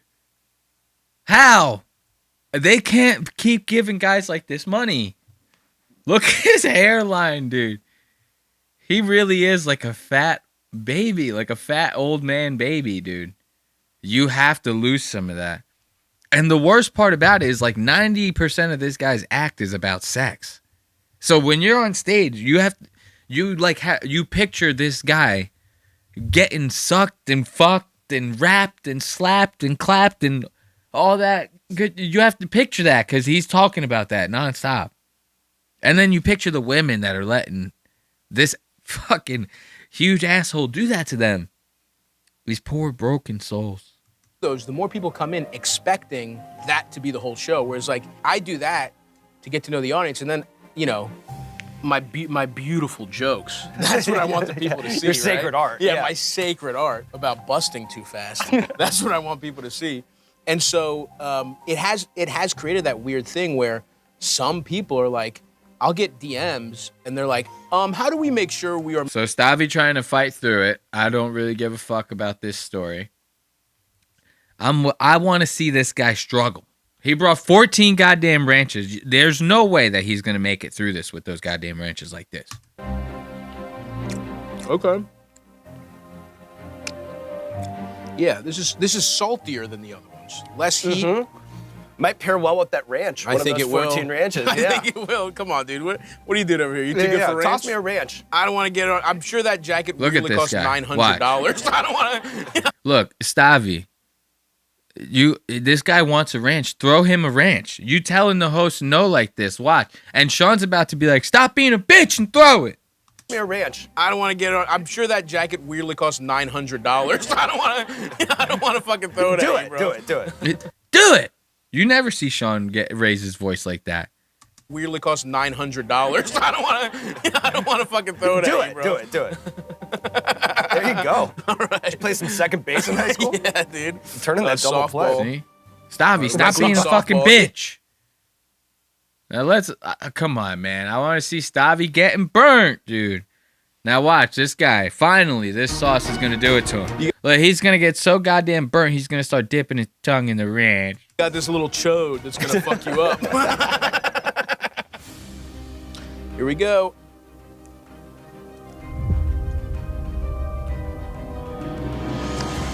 Well, fuck you, dude. This sucks. Yeah. This doesn't taste like anything. It's just hot. Burn him. I haven't even finished it and I'm pissed off. Burn him. Fuck him. Oh, what the fuck? This sucks, dude. I thought Ben Stiller was overdoing it. But this actually sucks. Burn him. Yeah.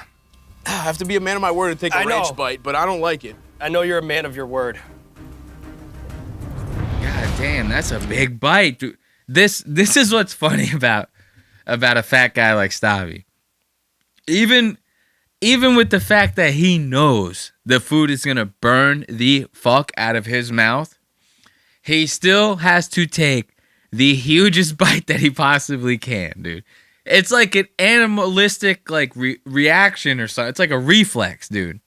He has to take the biggest bite. Every time this guy takes a bite of something, He's at risk of literally biting off one of his fingers. That's how big of a bite he takes every time. He's sitting there bitching about the sauce. He goes, well, now I got to take a ranch bite. Dude, just dip it and take a nibble off of that goddamn wing. He fucking deep throat the goddamn wing. It comes out, it's nothing but bone. It almost looks like if somebody spit acid on the goddamn wing. Everything is melted off of the fucking bone. I know you're a man of your word. Ranch is gonna help a little bit. Not bad, but oh, fuck. I know, and it's gonna kind of grow from here. No, Stavvy. Get him. Get him. Dipping his tongue in the fucking ranch. Whoa, whoa, whoa, whoa! What was that? I know I told you about it, and it still was worse than you thought, right? I even told you he was gonna dip his tongue in the ranch, and it was still worse than you thought. Jesus Christ. Wait until you see that fat boy tongue all coated in ranch like that. Look at that. Hey, look. Ah. Ooh, boy, Stavvy. Nah, bro, you can't do that. You can't. Sean has to make I'm about to write into Hot Ones after I finish recording this and tell them, like, no more ranches, bro. People cannot bring their own ranches to the fucking show like this. To have them coating their tongues in ranch, grossing out the audience. Look at how huge this fucking guy's forehead is because of the hairline loss. Gigantic. Eyes puffy as hell. He's literally he's gonna eat himself to a point to where his eyes swell shut. There's gonna be nothing that he's gonna be able to do for the inflammation.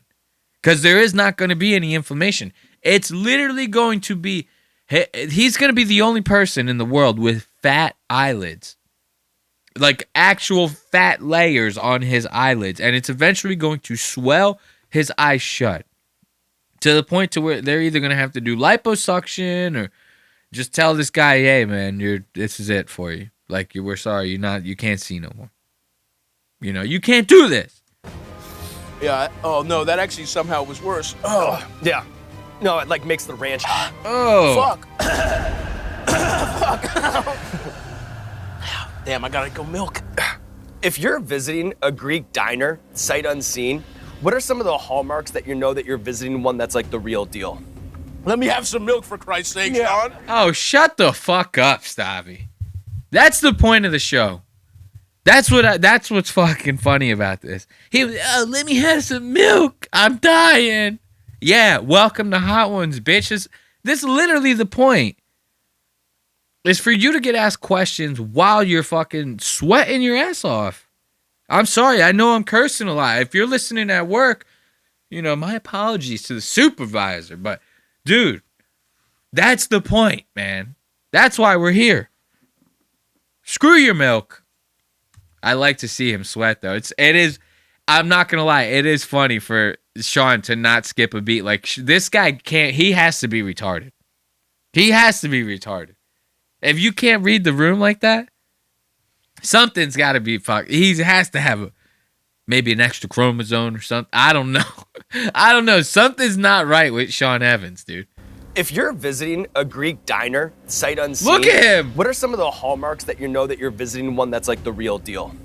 Let me have some milk, for Christ's sake, Sean. Oh, God. Wow, this one is fucking horrible.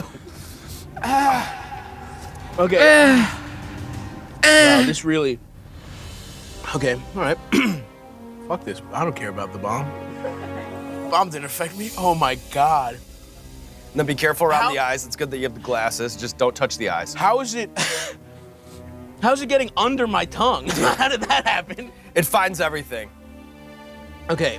Because you just dipped your whole tongue in ranch, bro. What are you talking about? The oil in the ranch, the heat and the capsaicin is going to stick to the oil in the ranch. The oil in the ranch is going to stick to your tongue. Hot Sauce 101, bitch. Welcome to Hot Ones. I mean, come on. You asking this guy not to ask you questions in the most critical time. Like, this is where he gets the good stuff. This is where he gets the juice. Come on, you can't be not playing ball like this. And you got to shut the fuck up and answer the question. Greek diner. And listen to this. They're going to ask, oh, what's the most official Greek diner? What's all the signs that you've stepped into a Greek diner that's going to be good? All the stuff that Stavvy mentions are all the signs of a place that you 100% don't want to order food from. I mean, dude, I used to work for a couple Greek people when I was younger. They damn near made me racist against whites. I didn't even know. Can you even be racist against white people? I thought that it was like impossible to be racist against white people because they deserve it, right? Isn't that the consensus that we've all come to? That it's impossible to be racist against white people because they deserve it? Okay, so when I was younger, I worked for these Greek people. They were I'm talking real pieces of shit. Fresh off the boat, Greece. Barely even spoke a goddamn lick English. And I'll tell you right now, it was a Greek restaurant. And it was not run right, okay? And you go to a Greek diner. I worked at a Greek restaurant, and it was bad. You go to a Greek diner. Diners are known for being worse in the hygiene department than restaurants. You know, you don't get the same level of quality that you do at a diner than you would at an actual restaurant. But there's something about the comfort when you find a good one that you know is actually clean. You know, there's something about the feel of eating at a good old diner. I'm from Jersey. That's like diner capital, you know. So this guy, he's going to tell you all the signs of a official Greek diner, right? These are all, I'll tell you right now, if you're not hip to the diner game, everything he mentions, when you see that in a diner, run. Wow, this is fucking bad. But I'm This with sucks. you. In Okay. fact, you're the only thing I can see in the room right now. Is this our meet cute? Are we gonna start kissing? What if that's the secret to stopping the bomb? I think we have to do it. Is another man with a subpar hairline stung? That's the only thing.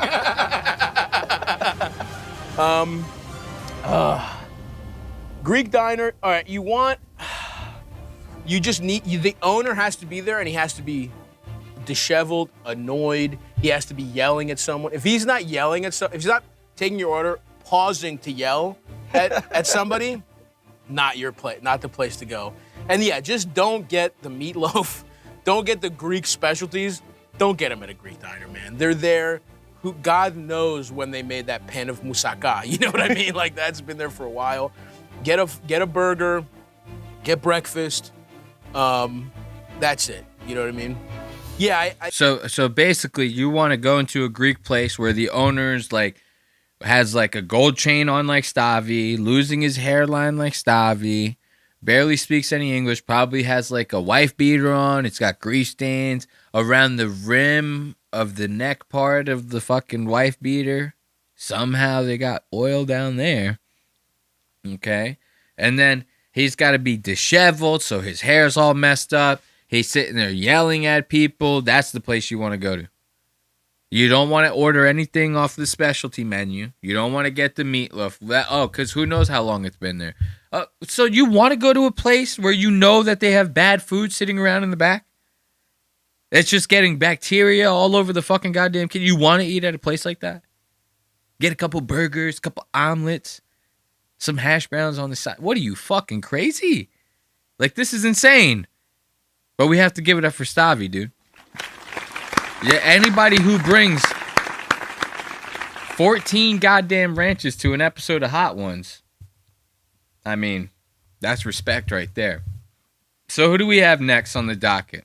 We're going to end this episode with a little bit of Katt Williams and Theo Von, yeah?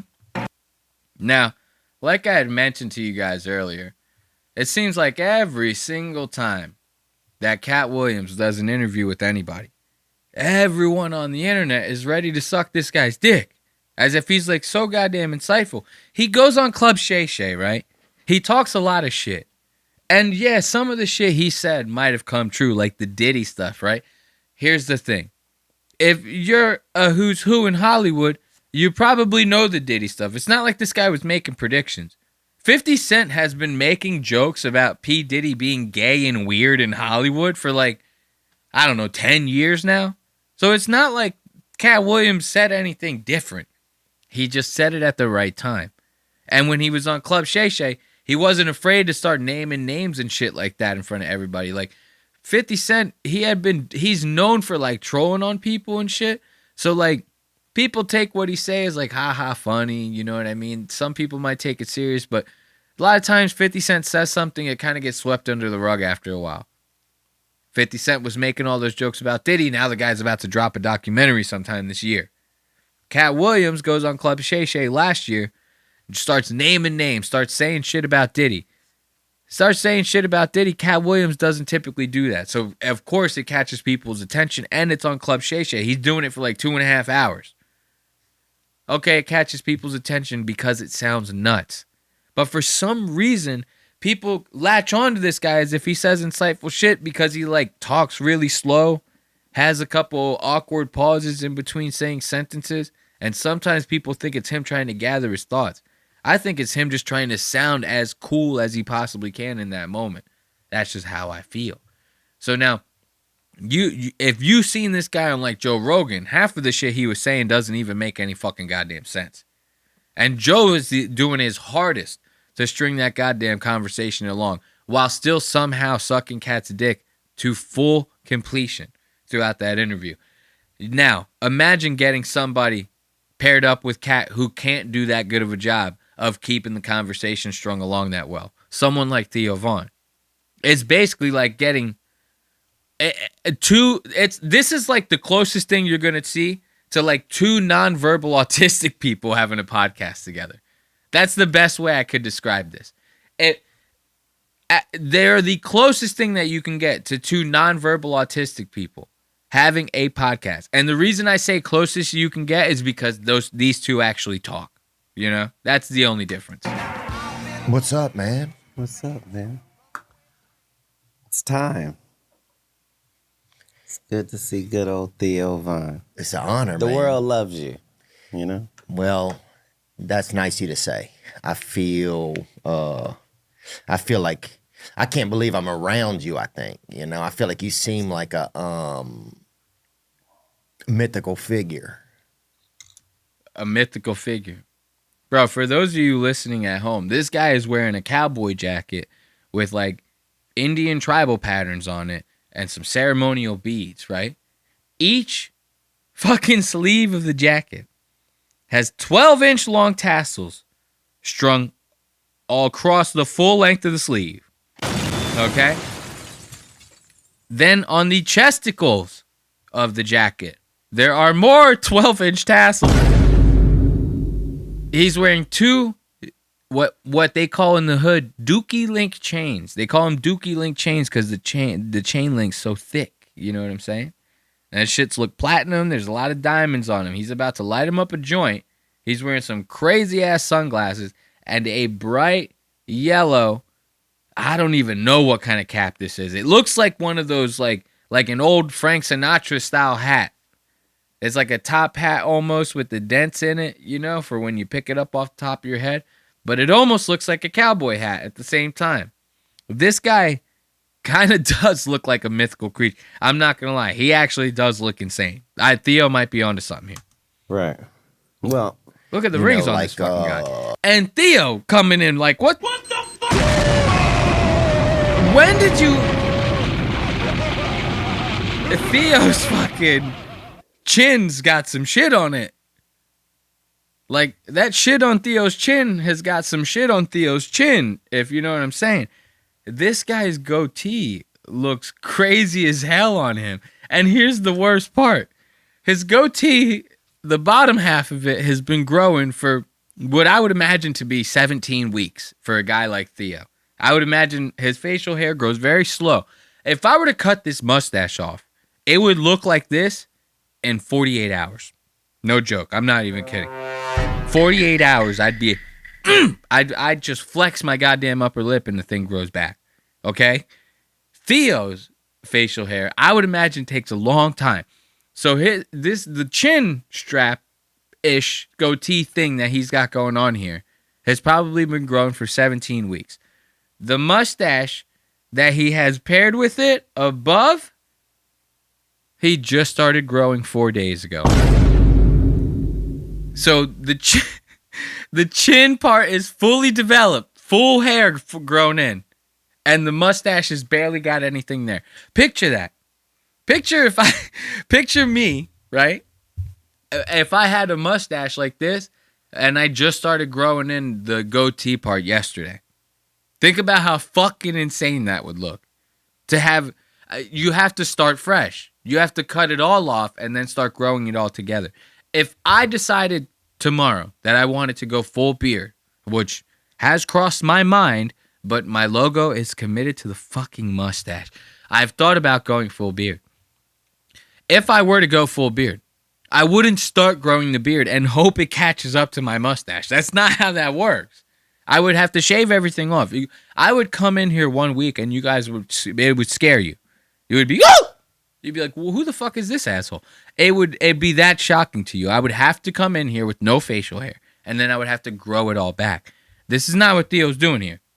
Theo's trying to let the mustache catch up, bro. You cannot do that. You either grow it all out at the same time or you shave it all the fuck off. Sasquatch or like a unicorn or something like that. Yeah, you'll still feel that way by the end. Like I won't ruin that. Yeah, okay. Yeah, that's the good thing about people like you and I. Like if somebody thinks that they like us and they think they've made a connection with this person on the screen. Hold up. Wait. This is going to be the most insightful thing you've ever heard. If somebody meets someone like us, Theo Vaughn, and they think that they made a connection with us on the screen, and then he's about to tell you why. When they're around us, it's legitimate because it was legitimate. You know what I mean? It's legitimate because it was legit. This guy is a fucking idiot. This is what I'm saying. People legitimately, I'm not kidding you. I have friends that have legitimately said to me that they thought this was the most insightful interview they've ever seen. They go, but it's crazy the way that both of them think. And I go, yeah, it's crazy the way both of them think because they're retarded. Both of them are retarded. They don't think like you. It's not every day that a retarded guy has 4 million subscribers on YouTube, 1 million followers on Instagram. You know, it's not very often that happens. So when it does happen, it tends to catch people's attention because they're like, whoa, I've never heard anyone say anything like that. It's because you don't hang out with retarded people all the time. If you were like a caretaker or something for people like this, you would hear stuff like this all the time. It wouldn't even you wouldn't think anything of it, right? And Katt Williams is no different than Theo Vaughn in this sense. So you think about this. This guy goes, yeah, man, I'm not going to disappoint you, Theo. You're going to still think that I'm a mythical creature by the end of this interview. It's because when people like me and you meet other people, they think, oh, it was legitimate because it just always was legitimate. He didn't say anything there. He didn't say anything. And they think they've made Let's go back a little bit. You have to hear that again. I'm telling you, listen to this in its entirety. I'm not even going to pause it. He legitimately doesn't say anything. And then everyone on the internet, including Patrick fucking CC, goes, oh man, every 2020, every year should start out with the interview with Katt Williams. He's that insightful. Is he? You retarded? That's the good thing about people like you and I. Like if somebody thinks that they like us and they think they've made a connection with this person on the screen, when they're around us, it's legitimate because it was legitimate. You know what I mean? Think about that. What did he say there? Tell me in the chat. If you know what the fuck this guy just said, tell me in the chat, please. I'm begging you. I might actually, I'll pay you. I'll send me a Cash App request. I'll pay you if you tell me the answer to this. He doesn't say anything. If Theo Vaughn wasn't successful, he doesn't have a different story. Right. Right. You know what I mean? It's the same story. He lived that story. And if Theo Von wasn't successful, he doesn't have a different story. He has the same story. No, he doesn't. See, if Theo Von wasn't successful, the story of Theo Von would be that he was not successful. That's how that works. So right now, Theo Von is successful. If Theo Von was not successful, nobody would fucking see the same story. They would say, damn, this guy sucks now. This guy sucks. Okay? I don't even understand what the fuck this guy's talking about. It's almost legitimately infuriating me. I can't think about it. So now look, it's so funny. Of course, you already know that these two are going to be asking and talking about the dumbest shit to each other. It's going to blow your goddamn mind. Here's the worst part, though. Is like, they'll sit there and ask each other stuff. They'll leave like 45 seconds of pause in between. I'm not kidding. And there's no other excuse. They have to be missing something. They have to be on something or high on drugs or missing brains. Something's happening with these two. But it ain't normal, I'll tell you that. Yeah. Yeah, man. Yeah, sometimes I think about what it would be like if I were like another ethnicity, you know? You ever imagine like that? Like if you was an Asian guy? Like if you could handle it? No, You ever had dreams like that where you're Asian? I'm not sure if you have those when you're black. What the fuck? Yo, and here's the thing. They're not trying to be funny. They're not trying. I find this hilarious. That's what's fucking crazy to me. I was watching this interview laughing my ass off. And it wasn't because of anything that they were saying in particular. It was how they were interacting with each other. If you watch this, like, I'm going to go back to the beginning of this again. If you watch this, it starts off with awkward silence. It continues with awkward silence. Theo asks him one question, takes forever to get the question out of his goddamn mouth. Once he finishes the question, more awkward silence. And then Katt finishes it off with saying, I don't think that you ever have dreams of being Asian when you're black. You know, it's like, what? What is happening here? These interactions are priceless. Yeah. Yeah, man. Awkward. Yeah, sometimes I think about what it would be like if I were like another ethnicity, you know? You ever imagine like that? Like if you was an Asian guy? Like if you could handle it? No, You ever had dreams like that where you're Asian? I'm not sure if you have those when you're black. Like. Now watch. Listen to this.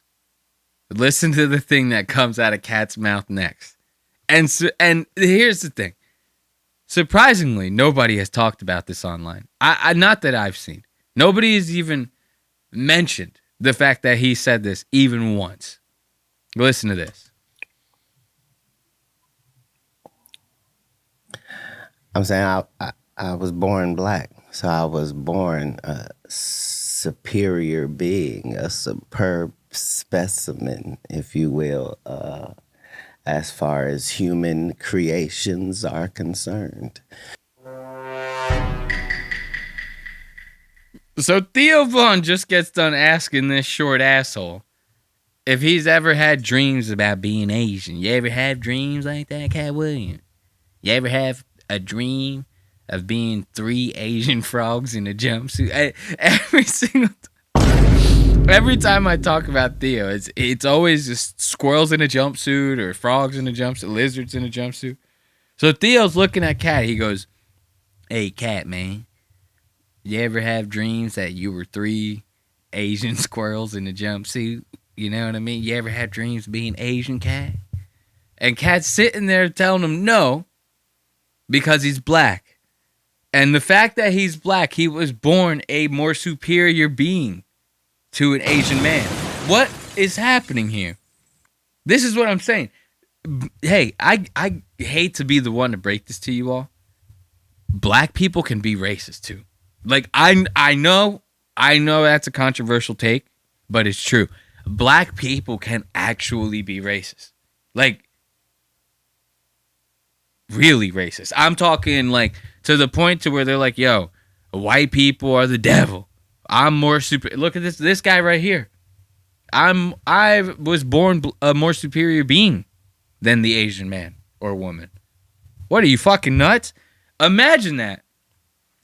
Imagine if he asked Theo that question. Hey, Theo Vaughn, you ever have dreams of being black? And Theo goes, nah, man. I ain't never have no dreams about being black, Katt Williams, because I was born white. I was born a more superior being, man. Like, could you imagine that? If he had said that to him, the internet would be going fucking nuts. You know? So, what? Because Katt Williams is a fucking 4'3" black guy? He can sit there and fucking talk about how he was born a more superior being than Asian people because he's black? That was nuts to me to hear. Listen to this in full. This is crazy. Katt Williams. This guy is better than Asians in every way, just for simply being born black. Did you know that? Yeah. Yeah, man. Yeah, sometimes I think about what it would be like if I were like another ethnicity, you know? You ever imagine like that? Like if you was an Asian guy? Like if you could handle it? No, You ever had dreams like that where you're Asian? I'm not sure if you have those when you're black. Like,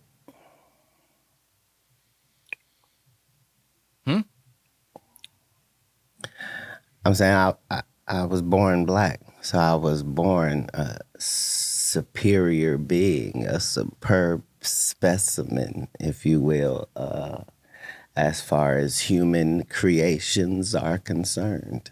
So I never wanted to be anything other than that.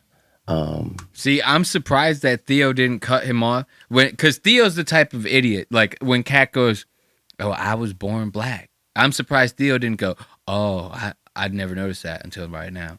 You know, Theo's the type of person to say some stupid shit like that as a joke. He'd be like, "Oh, that's actually never crossed my mind, Mr. Williams. I never even noticed that you were black. I never noticed how superior you were to the Asian people." And then you just listen to the pauses in between. Like, these guys are retarded. I wanted to know how other people felt. So I didn't... But you never, thought, I want to be that. No. Yeah. No. But maybe some of that is because I didn't think that was possible. See, so, this is crazy. You don't get the bit, bro. What's the matter, Williams? You can't fucking roll with Theo's punches. These two are literally doing this is like podcast jujitsu. Because Theo, this is my gripe with this guy, okay? Theo is not that stupid. He is not as stupid as he portrays himself to be. But that's why people like him. Because of how aloof he is. The stupid stuff that comes out of his mouth. You know? Like at 3 squirrels in a jumpsuit. You know, Mountain Dew is crazy. Or whatever he says.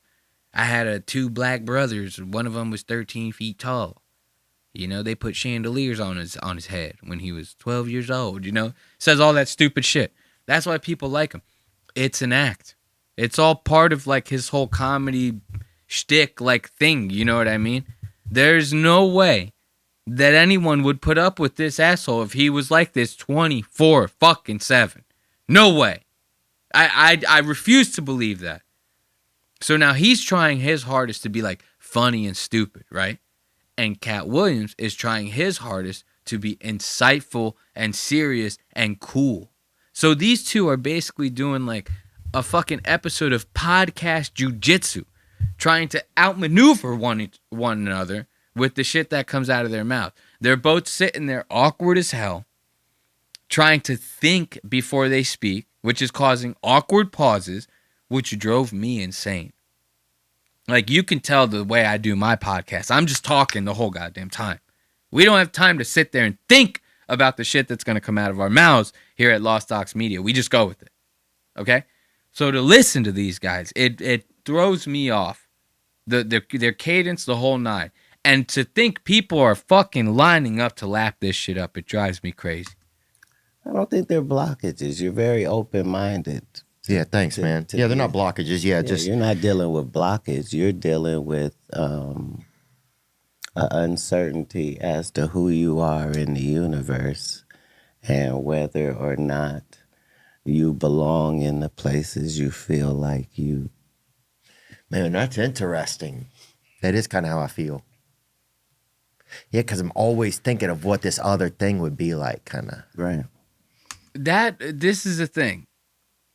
Everybody falls for this. Katt Williams is like the greatest con artist in podcasting. He didn't say anything there either. It's like he just says like really vague shit that could apply to anyone. You see this type of shit where you have like you ever see those like conferences or whatever? It'll be like someone on stage speaking and they're like, I can speak with the dead. Does anybody have a relative whose name begins with J, K, L, M, N, I, O, P? And then someone goes, I know someone named Peter. They go, Peter, okay. And then they start doing that whole shtick.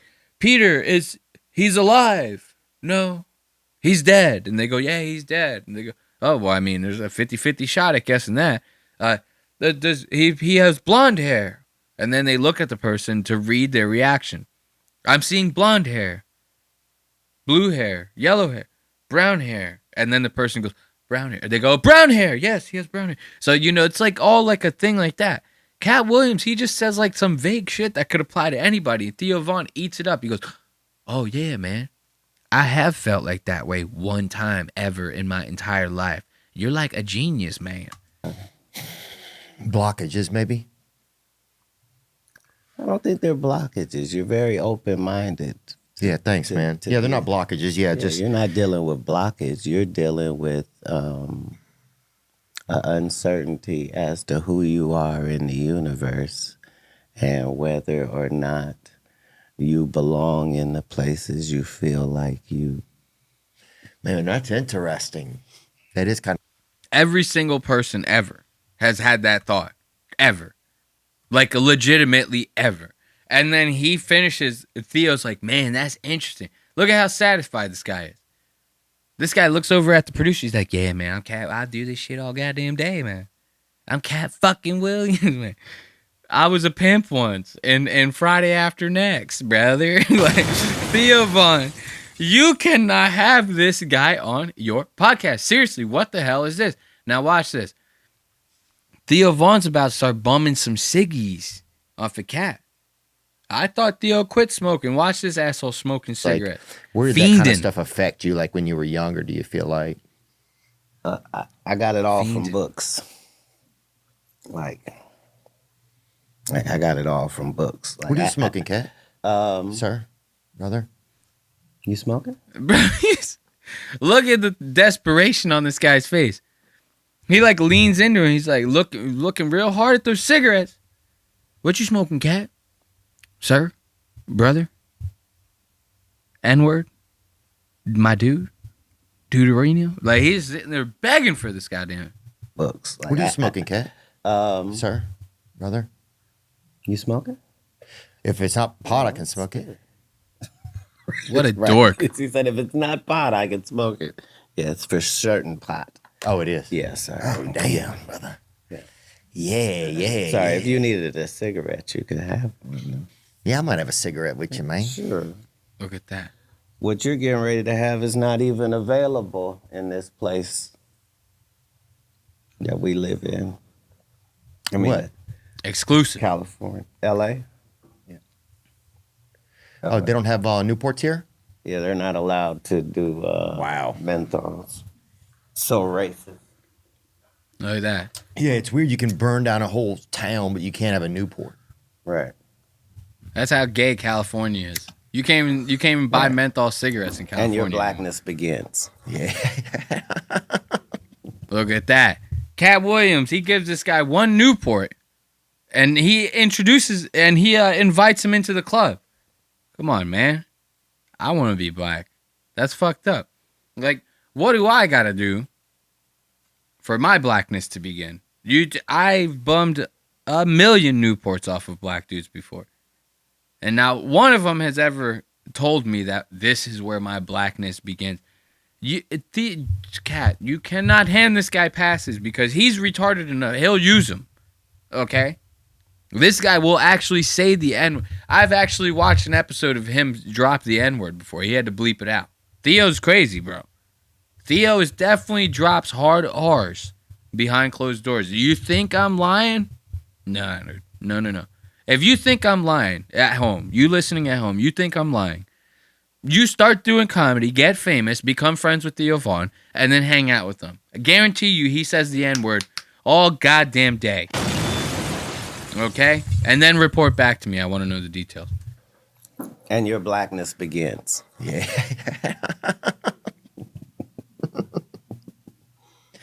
Yes, sir.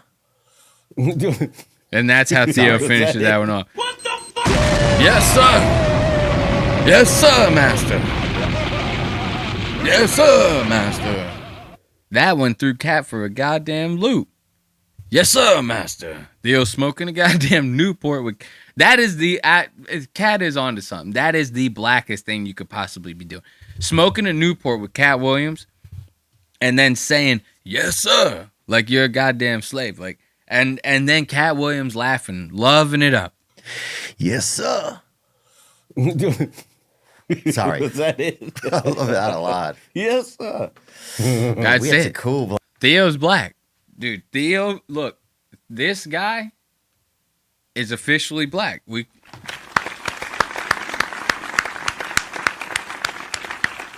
I mean, because what just happened right there is the blackest goddamn thing I've ever seen.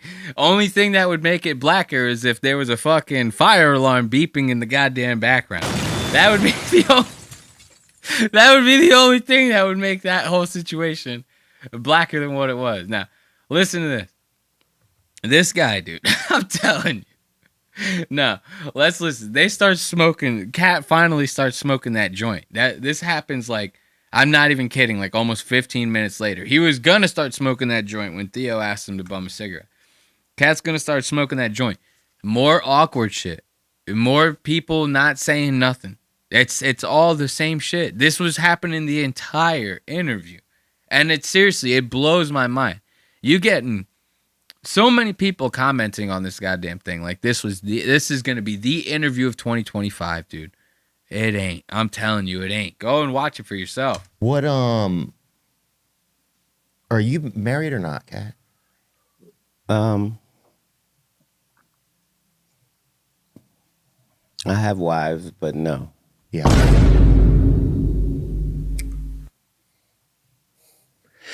Yeah. Yeah. I'm a happy man. Yeah, sometimes I've been thinking a lot about getting married, but I don't know if sometimes it's like an outside pressure that I feel or if it's just like something I would like to have that family, you know? Like that, you know, I think you always have like an idea of what a family is, you know? Yeah. So sometimes I feel like that's something I want to try to make happen, you know? It seemed like... Theo's the type of person that he's like, yeah, I would like to like try it for like a couple weeks, you know what I mean?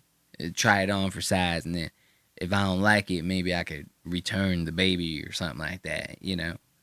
Maybe exchange the baby for 3 squirrels in a jumpsuit or something, you know what I mean? Like it'd be a real challenge. Scared of marriage, but I was scared of divorce.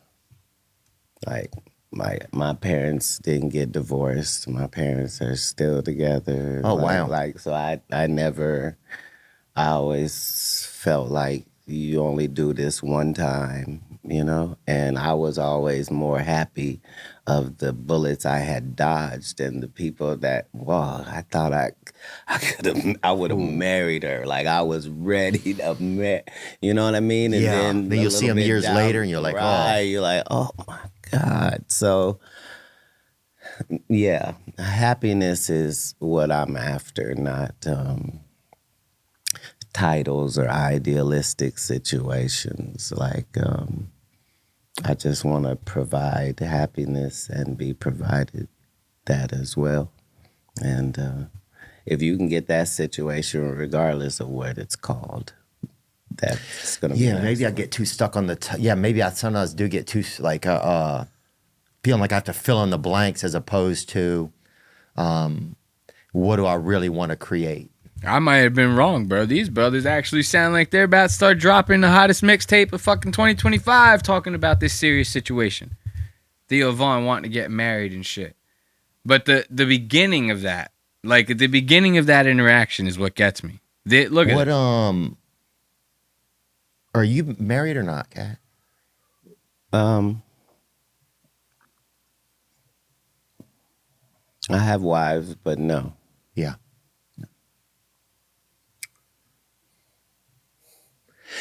See, it's so awkward, bro.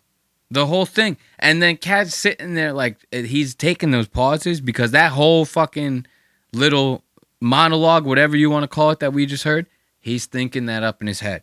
He goes, all right, Theo Von just asked me this question. I'm about to see where I can take this, you know? Now let's listen to this. This is actually funny. If you remember from Katt Williams' interview on Club Shay Shay, this guy talked about how he was reading 3,000 books a year, right? That's actually insane. 3,000 books a year. That's like 8 books a day, bro. 8 books a day. Those books could be 50 pages long. You're not doing that. You ain't doing that. You would spend all your days reading. As a child, nah, that ain't happening. This guy wants to go outside, ride a bike. You know, he's Katt goddamn Williams. He's trying to be a pimp in those goddamn streets. You can't be a regular functioning child and be reading 8 books a day, no matter what the situation is. And he's about to start talking about that to Theo Von, talking about how the people that comment on that situation are people that don't even read, Theo Von. And then? Right. I'm saying a lot of people that doubt what you say don't read, and they haven't been readers. You know what I mean? Like, books were my life, literally. I thought that I could learn enough information to be an important person. You know what I mean? So I'm actively trying to eat information. Like, do you have a favorite book? No. Like, even when Bro, you read that much and you don't have a favorite goddamn book? Like, anyone who's into, like, something that much has a favorite of that something. You can't be that into something you don't have a favorite. I mean, come on. I mean, it's possible, but it's not likely. You read that much, you don't have a favorite book? Moby Dick, maybe? I know Katt Williams liking that cock. So I don't know. That sounds crazy to me. And then listen to what he says after this. The way he tries to justify, he goes, I wasn't reading these thick books. I was reading thin books. Doesn't matter how thin the books were. No. Like, even when I said how many books I read, like, people are thinking maybe I'm reading 900 pages. No. I'm reading 150, 200-page books, and I'm reading as many of them as I can because I'm trying to earn these pizza parties and these other weekly reader things that exist. My parents don't even celebrate holidays. I got to get my own gifts, bitch. I'm finna read myself into a t-shirt and a personal pan pizza. Right. Now, here's the thing. There might be some truth to that. Like, I could see, like, okay, Katt Williams, he grew up broke, right? So he's like, yeah, I'm trying to make my own pizza parties. My mom's not giving to me at home. So he's reading his ass off. He's trying to get as much as he can. He's doing the scholastic thing. First of all, anyone who's anyone, bro, we were lying about how many books we read. Everyone was lying about how many books we read back in those days, bro. Nobody was telling the truth. Just like you lie to the doctor, just lie to the teacher, my friend. It's easy peasy lemon squeezy. Tell her you read Huckleberry Finn. Throw it in the trash. So easy to get away with. What are they going to do? Make you write a summary about it? To try to get those pizza parties? Not going to happen, bro. So It's not that nobody believes you were trying to read as many books as you can to get those pizza parties as a kid because you couldn't get them from your parents. That's not the unbelievable part. It's the amount of books you were saying. You can't read 3,000 books in a year, bro. And if you're willing to lie about something as stupid as that, I mean, why wouldn't you just be lying about the entire thing? That's what I'm saying here. Okay? So 150 to read 3,000 books a year, and trust me, I asked ChatGPT to read 3,000 books a year. You would have to read roughly 8 books a day. And then let's say, okay, there are 150 pages. So you trying to tell me you read a 800-page book every single day, basically? No. Unless you were reading brochures and pamphlets, you weren't reading that many books in a fucking year. This is what's so funny. And to hear him be like, those people don't even read, Theo Vaughn. Those people, they might as well be stupid as fuck because they don't know what they're talking about. I wasn't reading these thick-ass books. I was reading 150 pages. 8 of them? 8 150-page books a day? That's how many? There's don't even celebrate holidays. I gotta get my own gifts, bitch. I'm finna read myself into a T-shirt and a personal pan pizza. Right, Yeah. right. So I got those books, and then I got the ones I'm trying to learn from. Yeah. You know, and Yeah. those are separate. But now listen, another lie. What was your question? Do you have a first book that you remember reading, like, or one that got read? Look, what was your question? He goes on that whole goddamn tangent and then goes, what was your question? Theo Vaughn? I didn't hear you the first time. What was the question again? Come on, man. This is the most insightful shit that the internet can come up with? This is it? No, this can't be it. To you when you were a kid, or something that you really liked, like a book that set it off for you that was like, oh. I read the Bible first. That's 66 books. So You see what I'm saying here? You see what I'm saying here? You count in the Bible as 66. Why? Because they wrote it into 66. Dude, back then to write a book, you had to do everything by yourself. You had to like fucking literally sew together the sheets in the binding, make sheets out of like sheepskin or whatever the fuck it was in biblical times, you know? So books were like 10 pages long. That's the only reason that the Bible is so many books compiled into one, is because nobody had the time or the patience or the resources to write a 700-page book back then. They had to all be written in little increments, man. You can only skin so many goddamn cows. You only have so much thread to sew together the binding of the book and everything. You have to think about it. It's not like now. Things weren't mass-produced. The Bible is not 60 books, man. This is bullshit.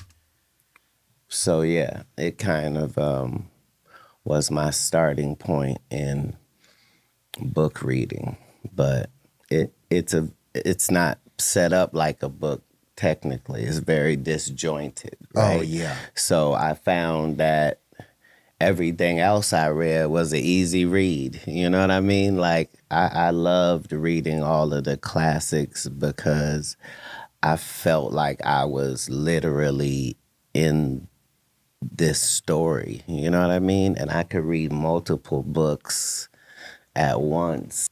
What the fuck? This is what I'm saying, babe. This is what I'm saying. You come out with this like heartfelt shit where you're like, I didn't get pizza parties from my parents, Theo. I had to do my own pizza parties by reading all these books, man. But then you say shit like this, like, I'm reading multiple books at once. I'm reading 3,000 books a year. It's only 150 pages each book. And what? You're like this grand wizard chess master? You know, you ever see like those people that can play like 9 games of chess at once? So that's Katt Williams with books. He's fucking reading 5 pages over here. Then he goes over here and reads just 10 pages over there. Comes over. Come on, man. That's ridiculous. This is crazy. Give it up for Katt Williams, man. We're going to end the fucking episode on that one, bro. This guy reads 37 books all at the same time. Do you know that? 37 books all at the same time. So let's get a little bit of music going. We need to call this one a day. I want to thank you once again for joining me for yet another wonderful episode of Lost Aux Media. As always, you can catch audio episodes Wednesdays at 5 a.m. on Spotify, Apple Podcasts, and anywhere else you catch your favorite podcast. Video episodes go up on YouTube at 4 p.m. and the reason we do that is so you can listen to the episodes on your way to work, and when you get home from work, you can watch them. As always, you can keep up to date with all things Lost Aux Media or support the show by buying some merch at www.lostaux.media. As always, I love to have you guys here with me. So until next time, I will bid you adieu and say goodbye. Wasted